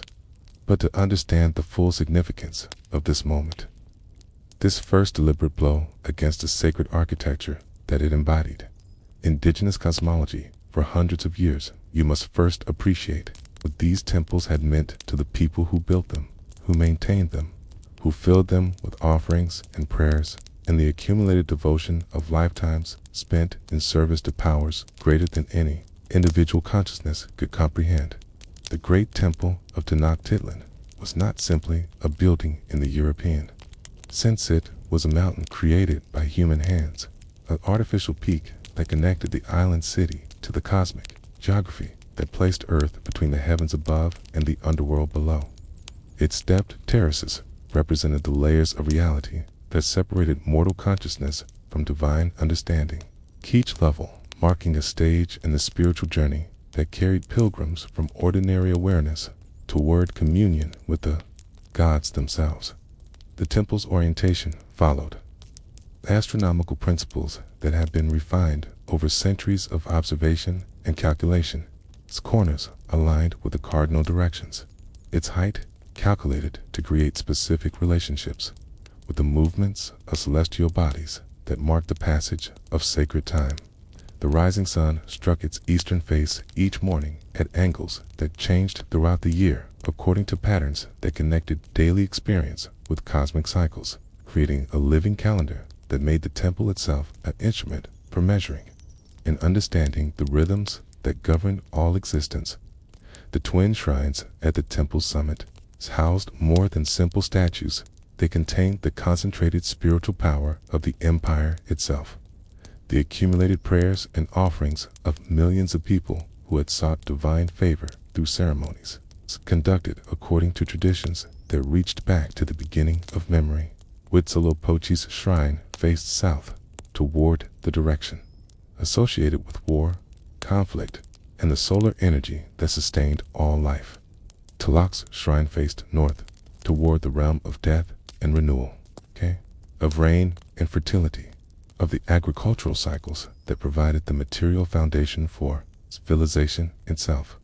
These were not empty symbols, but living presences that required constant attention and regular offerings to maintain their power and benevolence toward human communities. Every dawn brought new prayers, every sunset new ceremonies of thanksgiving. Every festival filled the temple with music and incense, or processions that transformed the pyramid into a stage for cosmic drama that connected earthly events with celestial patterns and divine intentions. The destruction of these sacred spaces was not simply an act of military conquest or political domination. It was a systematic assault on the spiritual foundations of indigenous civilization, a deliberate effort to sever the connections between human communities and the cosmic forces that had given meaning and structure to indigenous life for thousands of years. Every blow of Spanish hammers against carved stone broke more than mere decoration. It shattered relationships between the living and the dead, between human consciousness and natural forces, between earthly experience and divine purpose. Father Diego and his fellow missionaries understood this symbolic dimension of their work with perfect clarity. They were not simply destroying buildings, but exercising what they believed to be Tamac influences that had held indigenous peoples in spiritual bondage for generations. From their perspective, the temple ceremonies they witnessed were not expressions of legitimate religious devotion, but manifestations of Satan's power over souls that needed to be liberated through Christian evangelization and European civilization. This theological interpretation of indigenous religion provided moral justification for destruction that might otherwise have seemed unnecessary and cruel. The missionaries genuinely believed that they were rescuing indigenous peoples from spiritual darkness, freeing them from the influence of false gods who demanded human sacrifice and perpetuated ignorance about the true nature of divine love and salvation. The physical destruction of temples was therefore not an act of vandalism, but a form of spiritual warfare, a necessary step in the process of bringing indigenous souls into proper relationship with Christian truth. But the indigenous people who watched these destruction ceremonies understood them very differently, seeing in the systematic dismantling of their sacred architecture the deliberate obliteration of everything that had connected their communities to the cosmic order that sustained all existence. The breaking of stone idols was not liberation, but spiritual violence. It's a severing of relationships that had provided meaning and purpose for countless generations of ancestors whose memory was embedded in every carved surface, every ritual, gesture, every ceremonial word that had once filled these spaces with divine presence. The process of destruction was as systematic as it was symbolic, following procedures that had been developed during previous Spanish campaigns in other parts of the Americas, where indigenous temples and ceremonial centers had been dismantled according to established protocols. Teams of indigenous workers, supervised by Spanish overseers and blessed by Catholic priests, used European tools and techniques to accomplish in weeks what erosion and neglect might have required centuries to achieve. Iron, crowbars, and hammers proved devastatingly effective against stone that had been shaped with obsidian tools and wooden implements, creating leverage and impact forces that could split massive blocks and topple structures that had seemed as permanent as the mountains themselves. The carved reliefs that had required months of patient work by master craftsmen were reduced to rubble in hours. Their intricate patterns of gods and heroes, flowers and animals, astronomical symbols and calendrical notations scattered across temple platforms like the fragments of shattered dreams. But the destruction went beyond mere physical dismantling to include the systematic removal and burning of all portable objects that might serve as focuses for continued indigenous religious practices. Codices containing centuries of accumulated knowledge about astronomy, medicine, history, and theology were gathered into piles and set alight, their bark paper pages curling and blackening as smoke carried away the written memory of entire civilizations. Ceremonial objects made from precious materials, gold and jade, feathers and shells, were either melted down for their raw materials or shipped to Europe as curiosities that might demonstrate the wealth and strangeness of the conquered territories. The indigenous workers who participated in these destruction efforts faced impossible moral and practical choices that reflected the broader dilemmas of survival under colonial conditions. Refusal to participate might result in punishment or death, but participation made them complicit in the obliteration of their own cultural heritage. Many tried to find middle ground by working slowly, by hiding small objects that might preserve some connection to traditional practices, by conducting private ceremonies that might maintain spiritual relationships even as their public expressions were being systematically eliminated. In the months that followed the systematic dismantling of Tenochtitlan's great temple, something unexpected began to happen in the shadows and margins of the colonial city that was rising from the ruins of the Aztec capital. Indigenous workers, tasked with clearing rubble and preparing foundations for Spanish construction projects, began discovering that destruction had been incomplete, that beneath the surface, devastation lay hidden chambers and concealed passages where sacred objects had been secreted away. During the final, desperate days of the siege, these discoveries were not accidents, but the results of careful planning by indigenous priests and community leaders who had understood, even as Spanish victory became inevitable, that cultural survival might depend on preserving whatever fragments of traditional spiritual life could be hidden from colonial authorities. Determined to eliminate all traces of indigenous religious practice, the systematic concealment of sacred objects, ceremonial implements, and ritual texts represented a form of spiritual resistance that anticipated the cultural violence that would follow military conquest. The hidden chambers beneath the temple platform revealed the extraordinary sophistication of indigenous preservation strategies, as archaeologists working centuries later would discover cache after cache of objects that had been carefully wrapped in textiles, sealed in ceramic containers, and placed in locations that would protect them from both environmental damage and colonial discovery. Jade figurines depicting gods whose names were being systematically erased from public memory. Obsidian mirrors that had been used for divination ceremonies. Carved bone implements that had channeled spiritual power during rituals that were now forbidden under pain of death. But perhaps most significant were the codices, books painted on bark paper that contained astronomical calculations, historical chronicles, religious instructions, medicinal knowledge that represented centuries of accumulated indigenous scholarship and spiritual wisdom.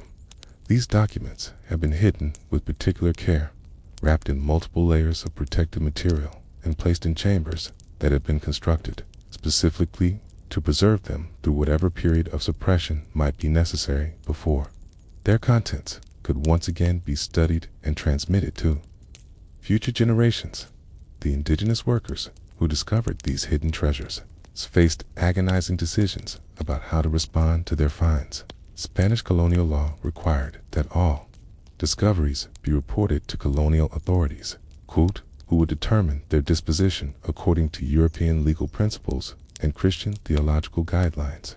Objects deemed to have religious significance would be destroyed as manifestations of demonic influence, while those considered to have historical or artistic value might be sent to Europe as curiosities that could demonstrate the sophistication of conquered civilizations. But for indigenous communities struggling to maintain connection to traditional cultural practices under conditions of systematic suppression, these hidden objects represented irreplaceable links to spiritual traditions that provided meaning and identity in ways that Christian conversion could never fully replace. The decision to conceal discoveries from Spanish authorities, therefore, represented more than simple disobedience. It constituted active resistance to colonial efforts to eliminate indigenous culture and impose European civilization as the only, a legitimate framework for social organization and spiritual life. The networks that developed to manage these covert preservation efforts revealed the remarkable organizational capabilities of indigenous communities under colonial conditions. As people who had officially converted to Christianity and accepted Spanish political authority, secretly maintained alternative systems of communication and mutual support that served traditional cultural objectives. Messages passed through markets and workshops, through family relationships and craft associations, through religious confraternities that provided cover for activities that served indigenous rather than European purposes. The preservation of hidden objects required not only concealment from Spanish authorities, but also the maintenance of traditional knowledge systems that could interpret their meanings and incorporate them into contemporary spiritual practices.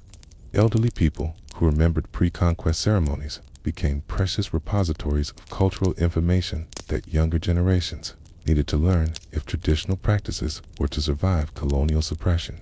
Children who had been born after the conquest needed to acquire traditional knowledge through informal educational networks that operated alongside and sometimes in opposition to the Christian instruction they received in colonial schools.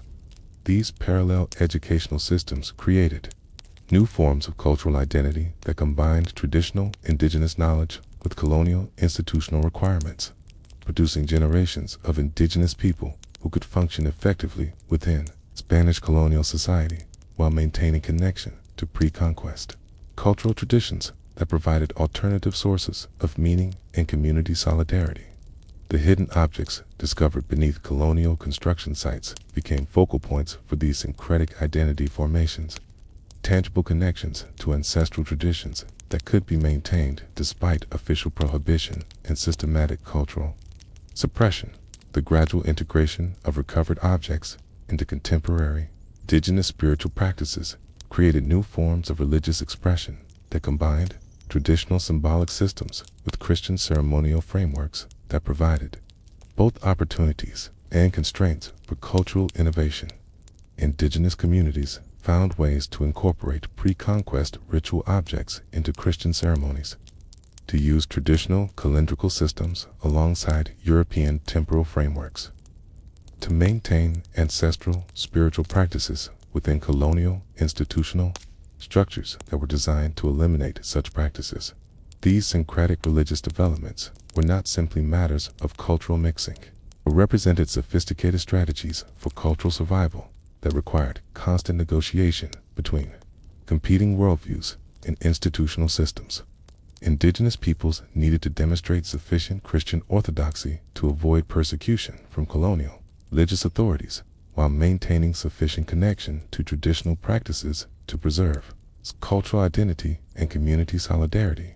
across generational boundaries.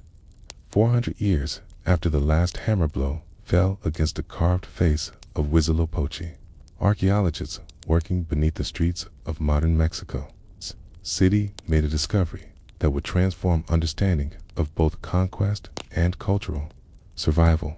In 1978, electrical workers laying cable near the Metropolitan Cathedral uncovered a massive stone disc carved with intricate reliefs that seemed to emerge from the earth like a message from the silenced past. This was the Coyolxauhqui stone, a masterpiece of Aztec sculpture that had been buried beneath layers of colonial construction, waiting in darkness for the moment when changing circumstances would allow its voice to be heard again. The discovery initiated archaeological investigations that revealed the extent to which Spanish colonial authorities had succeeded in their systematic destruction of indigenous sacred architecture, but also the extent to which that destruction had been incomplete, leaving beneath the modern city a vast underground museum of fragments and foundations that preserved evidence of the spiritual and artistic achievements of pre-conquest civilization. Every excavation revealed new layers of complexity, new evidence of the sophisticated urban planning and ceremonial architecture that had made Tenochtitlan one of the world's great cities before European contact transformed it into a colonial administrative center. The stones themselves became narrators of a story that written documents could never tell completely. Their surfaces recording not only the artistic vision and technical skill of their creators, but also the violence of their destruction and the circumstances of their preservation. Scorch marks on carved surfaces revealed where Spanish soldiers had built fires against temple walls, using flame to crack stone that had proven too hard for iron tools to break efficiently. Tool marks showed where European implements had been used to deface indigenous religious imagery, creating patterns of systematic iconoclasm that reflected colonial policies for eliminating visual reminders of pre-conquest spiritual traditions. But the archaeological record also revealed evidence of indigenous efforts to protect and preserve elements of their cultural heritage during the chaos of conquest and the systematic suppression of traditional practices that followed Spanish victory. Ritual deposits found beneath colonial buildings contained carefully arranged collections of pre-conquest ceremonial objects that had been buried according to traditional procedures for consecrating sacred spaces, suggesting that indigenous communities had found ways to maintain spiritual relationships with destroyed temples through underground ceremonies that escaped colonial detection. The complex stratigraphy of colonial sites revealed the extent to which Spanish construction projects had incorporated materials from demolished indigenous buildings, creating architectural palimpsests that combined European structural systems with American stone that carried within its substance the accumulated prayers and offerings of generations who had understood sacred architecture as a means of connecting human consciousness with cosmic forces. Colonial churches built from temple stones contained within their walls the physical remnants of religious traditions that Christian authorities had sought to eliminate completely, creating unintended monuments to cultural persistence and spiritual resistance. The iconographic programs carved into these recycled stones told stories that Spanish colonists could not read, but that indigenous people would have recognized immediately, creating parallel systems of meaning that operated within colonial architectural frameworks while serving indigenous, cultural, and spiritual objectives. Christian churches throughout colonial Mexico contained architectural elements that incorporated traditional indigenous symbolic systems, producing hybrid forms of sacred architecture that satisfied European religious requirements while maintaining connection to pre-conquest spiritual traditions. Modern archaeological techniques have revealed the sophisticated engineering and mathematical knowledge that indigenous builders had developed over centuries of temple construction, demonstrating levels of technical achievement that challenged European assumptions about American cultural development and intellectual capacity. The precise astronomical alignments of temple structures, the complex hydraulic systems that managed water flow through ceremonial spaces, the acoustic properties that enhanced ritual activities of these reflected indigenous understanding of relationships between architecture and natural forces that European builders were only beginning to develop through their own cultural traditions. The preservation of indigenous technical knowledge within colonial construction projects created opportunities for cultural transmission that extended far beyond simple architectural techniques to include mathematical concepts, engineering principles, aesthetic traditions that influenced the development of distinctively Mexican building styles throughout the colonial period and beyond. Indigenous craftsmen working on Spanish construction projects brought with them technical skills and artistic sensibilities that transformed European architectural traditions through interaction with American materials and environmental conditions. The workshops where colonial construction materials were prepared became sites of cultural negotiation, where indigenous workers found ways to incorporate traditional symbolic elements into architectural components that would serve European institutional purposes while maintaining connection to pre-conquest artistic traditions. Stone carvers who had once created religious sculptures according to indigenous iconographic programs now produced Christian architectural decoration that used traditional techniques to express European theological concepts, creating new forms of religious art that belonged fully to neither European nor indigenous traditions. The transformation of indigenous artistic traditions to serve colonial institutional requirements represented one of the most complex dimensions of cultural change during the early colonial period, as traditional craft knowledge was adapted to produce objects that served European cultural and religious purposes while providing opportunities for indigenous workers to maintain connection to ancestral skills and aesthetic principles. The result was the emergence of distinctively colonial artistic styles that reflected the ongoing negotiations between different cultural traditions that characterized colonial society. The documentation of these artistic innovations provides evidence for the remarkable creativity and adaptability of indigenous communities. Faced with systematic efforts to eliminate their cultural traditions and replace them with European alternatives, rather than simply disappearing under colonial pressure, indigenous artistic traditions evolved into new forms that could function within colonial institutional frameworks while maintaining connection to pre-conquest aesthetic principles and symbolic systems.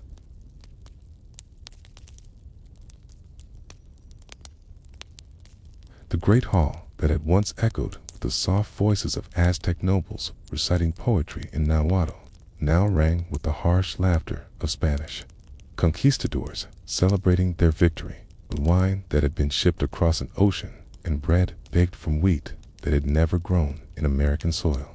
The transformation was complete, yet somehow incomplete. The physical space remained largely unchanged.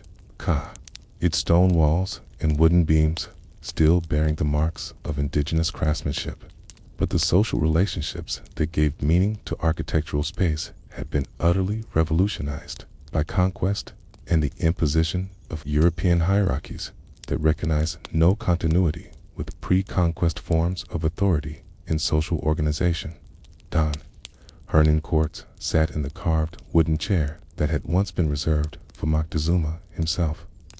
Though the Spanish Captain General would have been surprised to learn how profoundly the meaning of that seat had been transformed by his occupation of it, where the Aztec Tlatoani had understood his authority as flowing from divine appointment and cosmic responsibility, requiring him to maintain balance between earthly administration and spiritual obligations to gods and ancestors. The Spanish commander viewed his position as a reward for military achievement and a platform for extracting wealth from conquered territories that existed primarily to serve European economic and political objectives. This fundamental difference in understanding the nature and purposes of political authority created psychological and cultural tensions that affected not only the Spanish occupiers, but also the indigenous nobles and servants who continued to inhabit the palace under radically altered circumstances. They had once served rulers whose legitimacy was understood to derive from their ability to maintain cosmic order and communicate with divine forces that governed natural cycles and human destiny. Now they found themselves serving rulers whose authority was based on military conquest and whose primary objectives seemed to be the accumulation of personal wealth and the extension of European political control over American territories. The feast that was being celebrated on this particular evening in the winter of 1521 marked the first anniversary of Spanish control over Tenochtitlan, but it also marked the beginning of transformations that would reshape not only political relationships, but the entire structure of social organization, economic production, and cultural expression throughout central Mexico and far beyond. The Spanish conquistadors who filled the hall understood their celebration as marking the successful completion of a military campaign that had brought new territories under European control and opened new sources of wealth for exploitation by Spanish colonists and investors.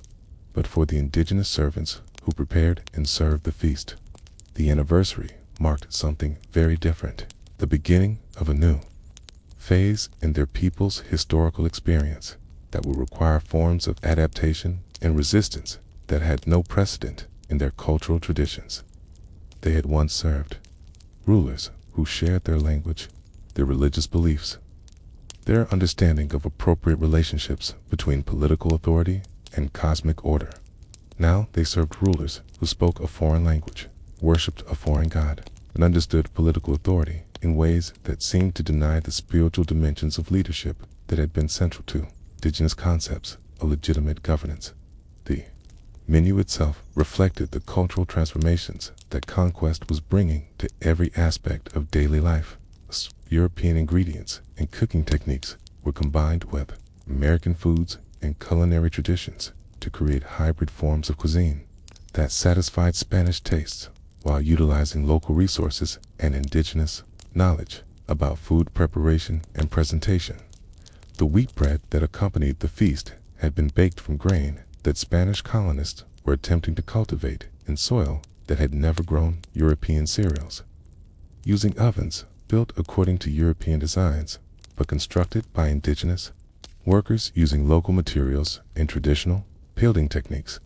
The wine that filled Spanish goblets had been imported from Europe at enormous expense. But it was served alongside pulque, the fermented agave beverage that had been central to Aztec ceremonial and social life for centuries. The combination created not only new flavor experiences, but new forms of social interaction that reflected the complex negotiations between European and indigenous cultural traditions that were taking place at every level of colonial society. The meat that formed the centerpiece of the feast reflected similar patterns of cultural adaptation and innovation. As Spanish livestock that had been introduced to American pastures was prepared according to European cooking methods, but seasoned with American spices and herbs that created entirely new culinary traditions. The cattle and pigs that now grazed in fields that had once been dedicated to indigenous crops were themselves products of the ecological transformations that accompanied political conquest. As European colonists introduced plants and animals that would fundamentally alter American landscapes and indigenous relationships with natural environments. But the feast also included traditional American foods that Spanish colonists had learned to appreciate through interaction with indigenous communities. Corn prepared in dozens of different ways, beans and squash that provided essential nutrition, chocolate prepared according to indigenous recipes that created beverages unlike anything that existed in European culinary traditions, tropical fruits that grew nowhere else in the world and represented entirely new categories of flavor and nutritional experience for European palates. The indigenous servants who prepared and served these foods moved through the hall with the practiced efficiency that had once characterized their service to Aztec nobility. But their movements now carried different meanings and served different purposes than had been the case during the pre-conquest period. They had once served meals that were understood to be sacred occasions, opportunities for rulers and nobles to demonstrate their spiritual relationships with divine forces through ceremonial consumption of foods that connected earthly nourishment with cosmic cycles and religious obligations. Now they served meals that were primarily understood as social occasions, opportunities for Spanish colonists to demonstrate their wealth and status through conspicuous consumption of expensive, imported goods and elaborately prepared foods that showed their ability to command indigenous labor and resources for their personal gratification. The transformation reflected broader changes in the relationship between political authority and spiritual responsibility that affected every aspect of colonial society and created ongoing tensions between European and indigenous concepts of legitimate governance. The conversations that filled the hall during the feast revealed the extent to which Spanish colonists understood their presence in America. It's the beginning of a permanent transformation that would ultimately replace indigenous civilization with European institutions and cultural traditions. They spoke of plans for urban development that would create Spanish cities according to European architectural principles, of agricultural projects that would introduce European crops and livestock to American environments, of mining operations that would extract precious metals for shipment to European markets, of religious missions that would convert indigenous peoples to Christianity and European social customs. But they also spoke with growing awareness of their dependence on indigenous knowledge and labor for the success of all these colonial projects. Recognition that European colonists could not simply impose their own cultural traditions on American environments without learning from indigenous peoples who possessed centuries of accumulated experience with local conditions and resources. This dependence created complex relationships between conquerors and conquered that differed significantly from the simple patterns of domination and subordination that Spanish colonists had originally expected to establish in their new territories. Indigenous nobles who had been permitted to attend the feast as honored guests rather than servants occupied positions that reflected the ambiguous nature of their status within the emerging colonial hierarchy. They had once been rulers in their own right, exercising authority over territories and peoples according to traditional indigenous concepts of legitimate governance and political responsibility.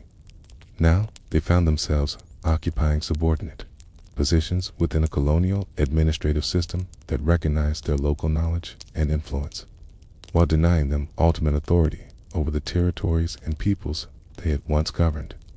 In the months that followed that celebratory feast, the palace that had once been the heart of Aztec imperial administration became a laboratory for experiments in colonial governance that would reshape not only the immediate vicinity of Tenochtitlán, but eventually influence colonial policies throughout the Spanish-American Empire. The rooms that had once housed indigenous officials managing tribute flows from hundreds of communities became Spanish administrators, developing new systems of resource extraction and population control that combined European institutional frameworks with American realities in ways that created entirely new forms of colonial exploitation and cultural domination. The encomienda grants that courts distributed from Moctezuma's former throne room represented more than simple rewards for military service. They constituted the foundation of a colonial economic system that would transform indigenous communities throughout central Mexico from relatively autonomous political entities into sources of labor and tribute for Spanish colonists who had no traditional connections to American territories or peoples. Each grant represented thousands of indigenous people who suddenly found themselves subjected to colonial authority that recognized no continuity with pre-conquest political relationships or cultural obligations. The Spanish colonists who received these grants understood them as opportunities to establish themselves as a new aristocracy in America, to create family fortunes that would provide security and status for generations of descendants who would inherit American wealth while maintaining European cultural identity and social connections. They envisioned themselves as founding fathers of a new European civilization in America, pioneers who would transform wilderness territories into productive colonial provinces that would contribute to Spanish imperial wealth and global political influence. But the indigenous communities that found themselves subjected to encomienda control experienced these same grants as catastrophic disruptions of traditional social organization and economic production that threatened not only their material welfare, but their cultural survival as distinct peoples with their own languages, religions, and social customs. The tribute demands and labor requirements imposed by Spanish colonists interfered with traditional agricultural cycles, disrupted established patterns of craft production, and undermined indigenous political authority in ways that created ongoing crises of community, leadership, and cultural continuity. The transformation of the palace complex itself reflected these broader changes in colonial society. The Spanish colonists modified indigenous architecture and spatial organization to serve European social and institutional requirements. The great halls that had once been used for indigenous ceremonial occasions were divided into smaller spaces that provided private quarters for Spanish families and administrative offices for colonial bureaucrats. The courtyards that had served as gathering places for indigenous nobles and visiting dignitaries were converted into Spanish-style gardens that demonstrated European aesthetic preferences while utilizing indigenous gardening knowledge and American plant materials. The workshops that had once produced luxury goods for indigenous elite consumption were reorganized to serve Spanish colonial markets and European export trade, as indigenous craftsmen found themselves producing objects according to European design specifications and quality standards rather than traditional indigenous aesthetic principles and cultural requirements. The goldsmiths, who had once created ceremonial objects that channeled spiritual power through indigenous religious systems, now produced decorative items that demonstrated Spanish colonial wealth while serving no traditional cultural or spiritual purposes. The transformation of craft production reflected broader patterns of economic reorientation that redirected indigenous labor and American resources toward serving European colonial objectives rather than indigenous community needs and traditional cultural requirements. The tribute in goods that indigenous communities had once provided to support indigenous political and religious institutions was replaced by tribute in silver and labor that served Spanish colonial economic development and European imperial expansion. The Spanish colonists who established themselves in the palace and surrounding areas brought with them not only European institutional frameworks and cultural traditions, but also European concepts of appropriate relationships between social classes that recognize no continuity with indigenous patterns of social organization and political authority. The encomienda system created new forms of social hierarchy that placed Spanish colonists at the top of colonial society, regardless of their social origins in Europe, while relegating all indigenous peoples to subordinate positions, regardless of their traditional status within pre-conquest political and social systems. This colonial social hierarchy was based not on traditional concepts of noble birth or spiritual authority, but on racial categories that had been developed to justify European domination over non-European peoples throughout the expanding Spanish Empire. The system of the castas that emerged during the colonial period created elaborate taxonomies of racial mixture that determined social status, legal rights, and economic opportunities according to genealogical criteria that bore no relationship to individual merit, cultural achievement, or community contribution. The indigenous nobles who had once exercised authority over territories and peoples found themselves occupying ambiguous positions within this colonial racial hierarchy, recognized as natural leaders of indigenous communities, while being denied access to the highest levels of colonial society that were reserved for people of Spanish ancestry. Their traditional authority was simultaneously utilized and undermined by colonial administrators who needed indigenous cooperation to govern effectively while maintaining European supremacy as the foundational principle of colonial social organization. The marriages that began to take place between Spanish colonists and indigenous women created new categories of colonial identity that reflected the complex realities of cultural contact and demographic mixing that characterized frontier colonial society.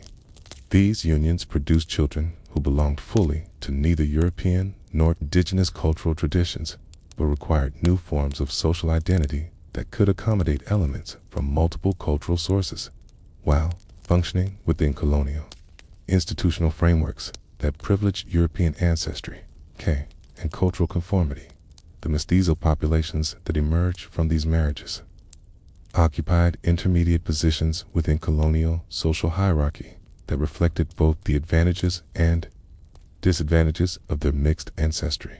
They possessed access to European cultural traditions and colonial institutional opportunities that were denied to purely indigenous people. But they also faced discrimination and social restrictions that prevented them from achieving full equality with colonists of purely European ancestry. The economic relationships that developed within the palace complex and surrounding colonial community reflected these social hierarchies, while also creating opportunities for cultural exchange and mutual influence that enriched all participants, despite the fundamental inequalities that characterize colonial society.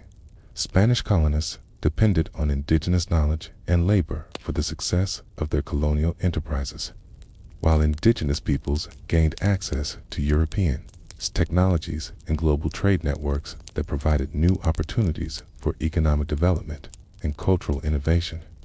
The chocolate that was served at the final course of that anniversary feast carried within its rich darkness the accumulated bitterness of transformation, the complex flavors of a world that had learned to blend indigenous tradition with colonial necessity in ways that satisfied neither completely, yet somehow sustained both through the difficult process of creating new forms of cultural identity from the fragments of shattered civilizations.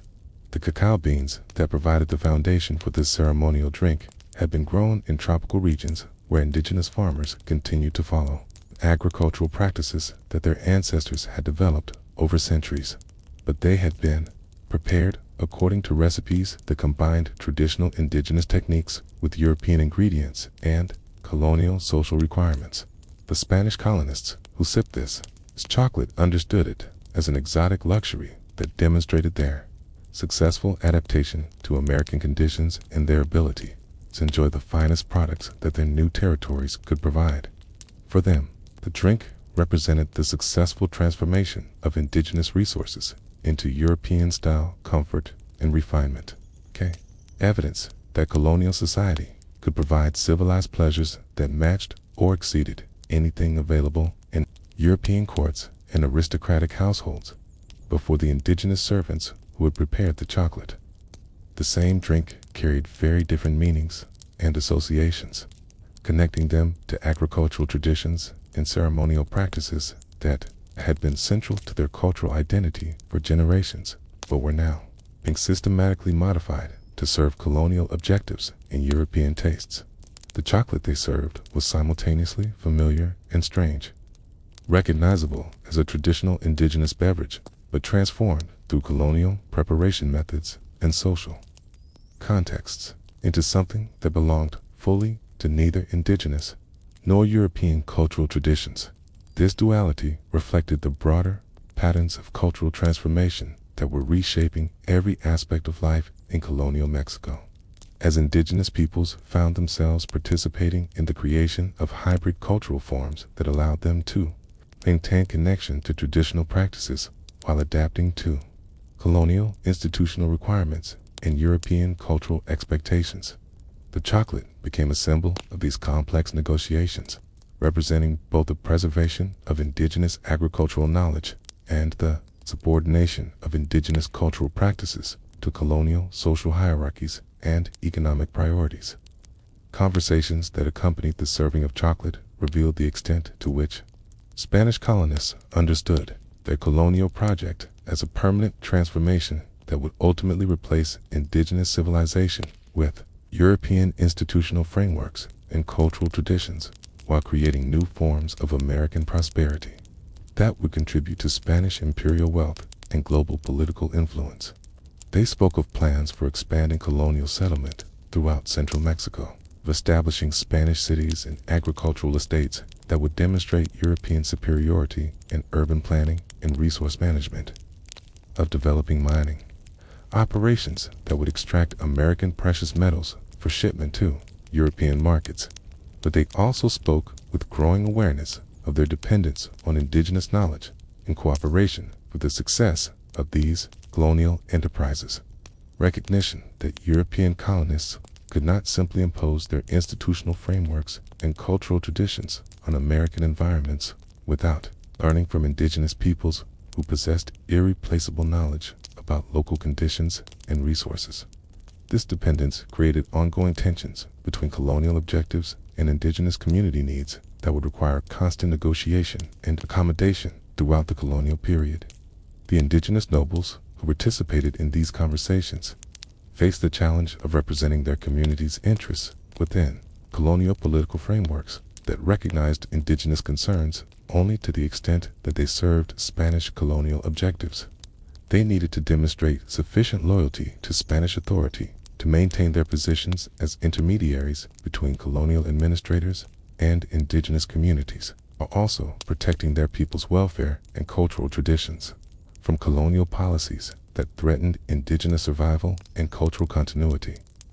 These complex political negotiations required forms of diplomatic skill and cultural knowledge that had no precedent in either European or indigenous political traditions, as both Spanish colonists and indigenous leaders needed to develop new strategies for managing relationships between peoples who possessed fundamentally different concepts of political authority, social organization, and cultural value. The chocolate service became a ritualized opportunity for these negotiations, providing a social context where political discussions could take place within ceremonial frameworks that satisfied both European and indigenous concepts of appropriate diplomatic behavior. The economic relationships that were being established through these political negotiations would fundamentally alter indigenous community life throughout central Mexico, as traditional patterns of agricultural production and craft manufacture were modified to serve colonial markets and European export trade rather than indigenous community needs and cultural requirements. The cacao production that provided chocolate for colonial consumption represented one example of these broader economic transformations, as indigenous farmers found themselves producing crops according to colonial specifications and market demands, rather than traditional agricultural cycles and community consumption patterns. The labor systems that supported colonial economic development created new forms of social organization that combined European institutional frameworks with indigenous knowledge and American environmental conditions in ways that served Spanish colonial objectives while depending on indigenous cooperation and expertise. The encomienda grants that provided Spanish colonists with access to indigenous labor and tribute created relationships of dependence and exploitation that differed significantly from traditional indigenous patterns of political authority and social obligation. The technological innovations that emerged from colonial economic development reflected the creative potential of cultural contact and mutual learning. Spanish colonists adopted indigenous agricultural techniques and environmental knowledge, while indigenous peoples gained access to European tools and manufacturing methods. The chocolate preparation that was being served at the feast utilized indigenous knowledge about cacao cultivation and processing, combined with European techniques for food preparation and presentation, creating new forms of culinary art that belonged fully to neither European nor indigenous traditions.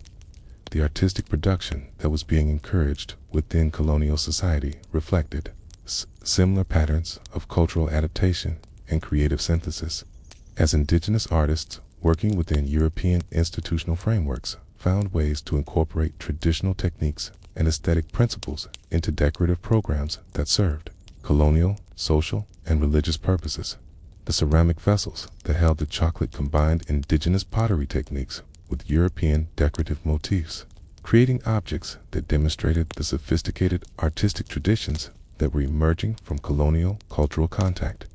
The religious dimensions of colonial society were perhaps the most complex aspects of cultural transformation, as Catholic missionaries attempted to convert indigenous peoples to Christianity, while indigenous communities found ways to maintain traditional spiritual practices within colonial religious frameworks. The chocolate service itself had religious associations in both indigenous and European cultural traditions, representing both traditional indigenous ceremonial practices and European concepts of hospitality and social refinement.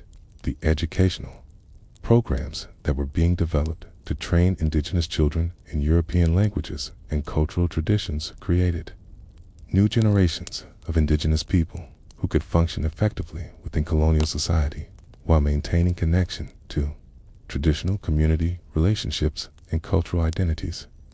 These colonial schools produced indigenous intellectuals who could serve as cultural intermediaries, translating between European institutional requirements and indigenous community needs, while creating new forms of knowledge that combined elements from multiple cultural sources. The urban development that was transforming Tenochtitlan into colonial Mexico City reflected European concepts of appropriate spatial organization while adapting to American topographical conditions and indigenous settlement patterns. The palace complex where the feast was taking place represented one example of these architectural adaptations. As Spanish colonists modified indigenous building techniques and spatial arrangements to serve European social and institutional requirements, while utilizing local materials and environmental knowledge. The demographic changes that were beginning to affect colonial society would eventually create entirely new categories of American identity, as marriages between Spanish colonists and indigenous women produced children who belonged fully to neither European nor indigenous cultural traditions, but required new forms of social identity that could accommodate key elements from multiple cultural sources. The mestizo populations that emerged from these unions would eventually become the majority of Mexican society, creating cultural innovations that combined European, indigenous, and African influences in ways that produced distinctively American forms of social organization and cultural expression. The legal systems that were being established to govern colonial society created opportunities for indigenous peoples to use European institutional frameworks to protect their community interests and maintain traditional land rights, while also providing Spanish colonists with mechanisms for enforcing colonial authority and extracting resources from indigenous communities. The courts that adjudicated disputes between different categories of colonial subjects became sites of cultural negotiation where European legal principles were applied to American circumstances and indigenous cultural practices. The commercial networks that were being developed to serve colonial economic needs combined European trading practices with indigenous market traditions and American products, creating new forms of economic organization that served both Spanish colonial objectives and indigenous community requirements. These commercial systems became vehicles for cultural exchange where people from different ethnic and cultural backgrounds encountered each other on terms that reflected colonial social hierarchies, while also providing opportunities for mutual learning and cultural innovation. And so, we reach the end of our quiet journey through the final decades of the Aztec Empire, through the voices and choices that shaped one of history's most profound transformations.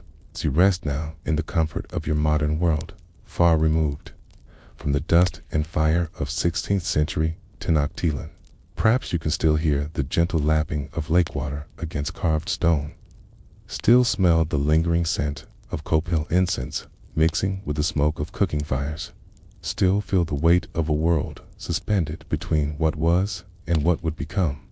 We have walked together through the morning routines of Itzal and her family, witnessing the rhythm of daily life in a city that floated like a dream upon Lake Texcoco, where every sunrise brought familiar ceremonies and every sunset carried prayers toward gods who had watched over the valley for countless generations. We have seen how ordinary people lived extraordinary lives within a cosmic order that connected their smallest daily actions to the great cycles of creation and renewal that governed all existence.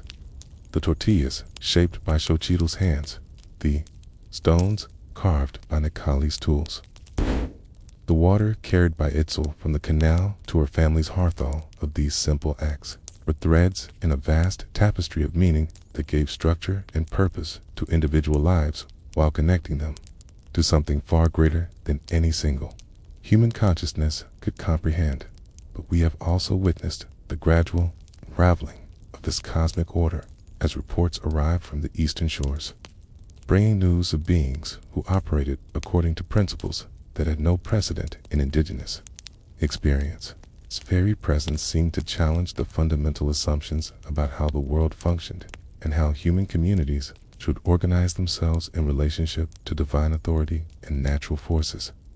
The uncertainty that crept through the city like morning mist carried with it the recognition that everything familiar might be about to change in ways that no amount of traditional wisdom or ceremonial preparation could prevent or control.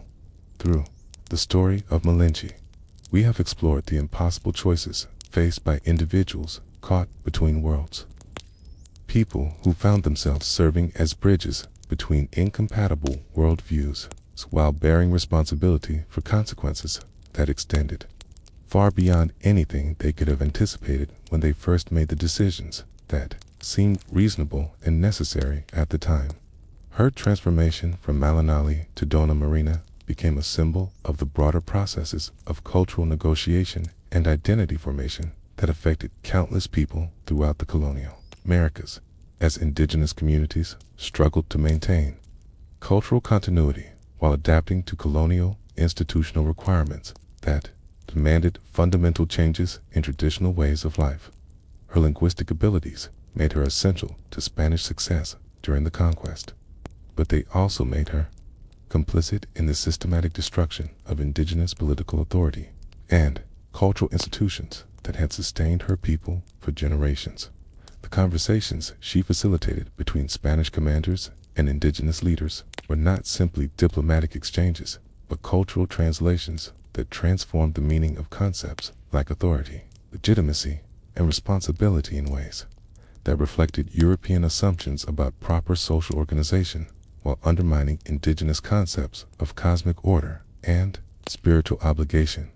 The complexity of her position between worlds reflected the broader challenges faced by indigenous peoples throughout the Americas as they encountered European colonial expansion and the systematic efforts to eliminate traditional cultural practices while incorporating indigenous populations into colonial, economic, and social systems.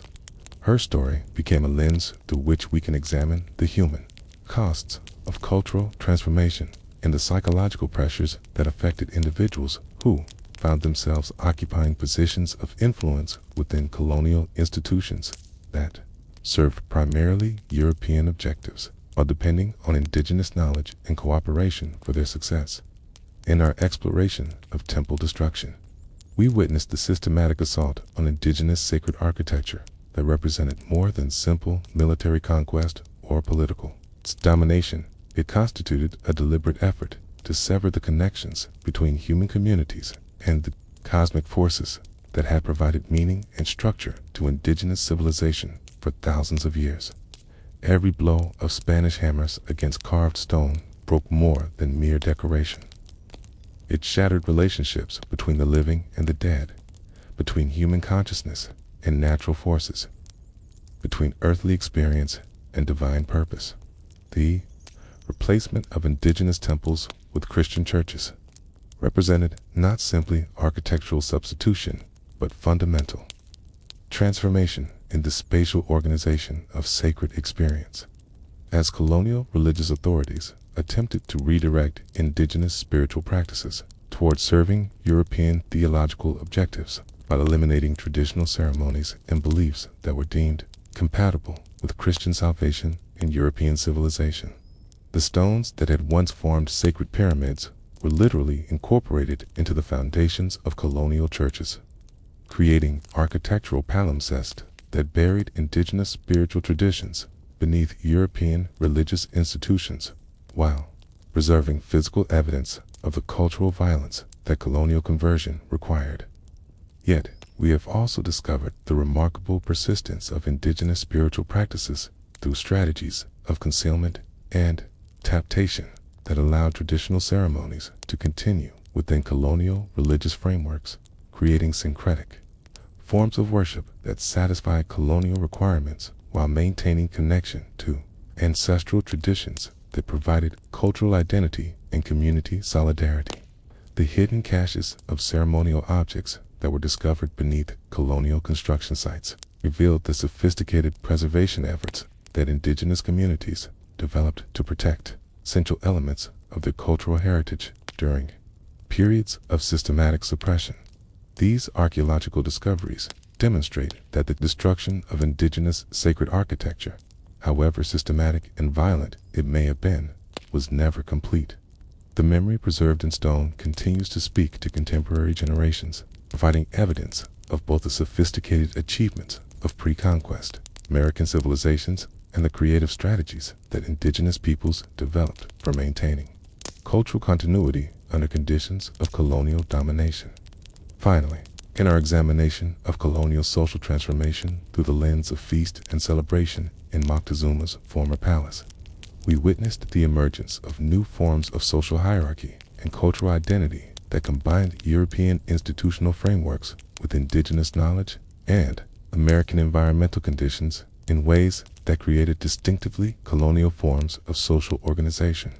The Spanish colonists who occupied positions of authority within colonial society brought with them European concepts of appropriate relationships between social classes, but they also found themselves depending on indigenous cooperation and expertise for the success of their colonial enterprises. The encomienda system that provided Spanish colonists with access to indigenous labor and tribute created new forms of economic exploitation that were in many ways more systematically oppressive than the tribute relationships that had characterized pre-conquest political organization, while also creating opportunities for cultural exchange and mutual influence that enriched both European and indigenous traditions, despite the fundamental inequalities that characterized colonial society. The mestizo populations that emerged from marriages between Spanish colonists and indigenous women represented new categories of American identity that belonged fully to neither European nor indigenous cultural traditions, but required innovative forms of social organization and cultural expression that could accommodate elements from multiple sources while functioning within colonial institutional frameworks that privileged European ancestry and cultural conformity.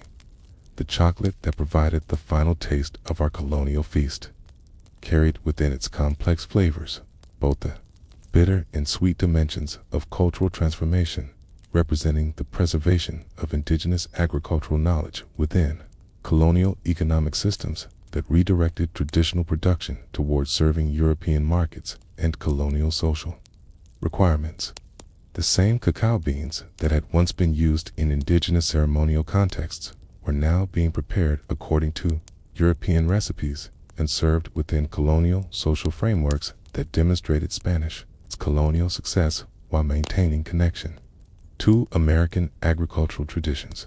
Throughout this long journey through conquest and cultural transformation, we have witnessed both the destructive power of colonial expansion and the remarkable creativity of human communities faced with the challenge of creating new forms of social organization from the collision of previously separate cultural traditions.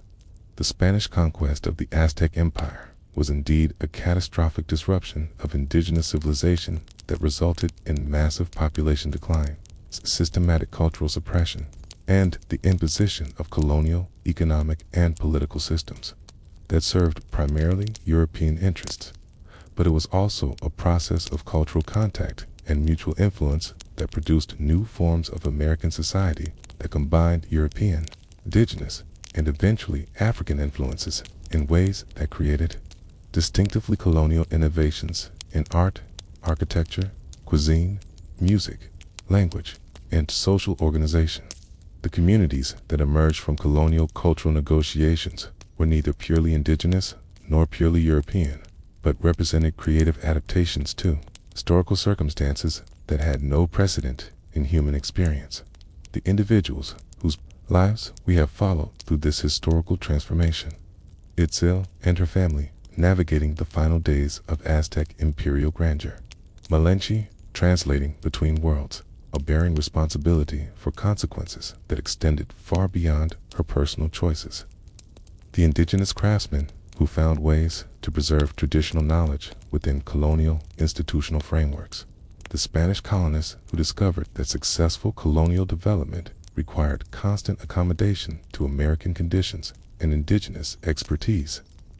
All of these people were participants in historical processes that were larger than any individual could control or fully comprehend. Their stories remind us that historical change, however dramatic and sweeping it may appear from the perspective of centuries, is always experienced by individuals who must make choices based on incomplete information and uncertain prospects. It's people who are trying to survive and flourish within circumstances they did not create and cannot fully control. The conquest of the Aztec Empire was not simply a collision between civilizations, but a series of countless individual decisions made by people who were trying to protect their families, serve their communities, honor their beliefs, and create opportunities for their children within rapidly changing circumstances that challenged every assumption about how the world functioned.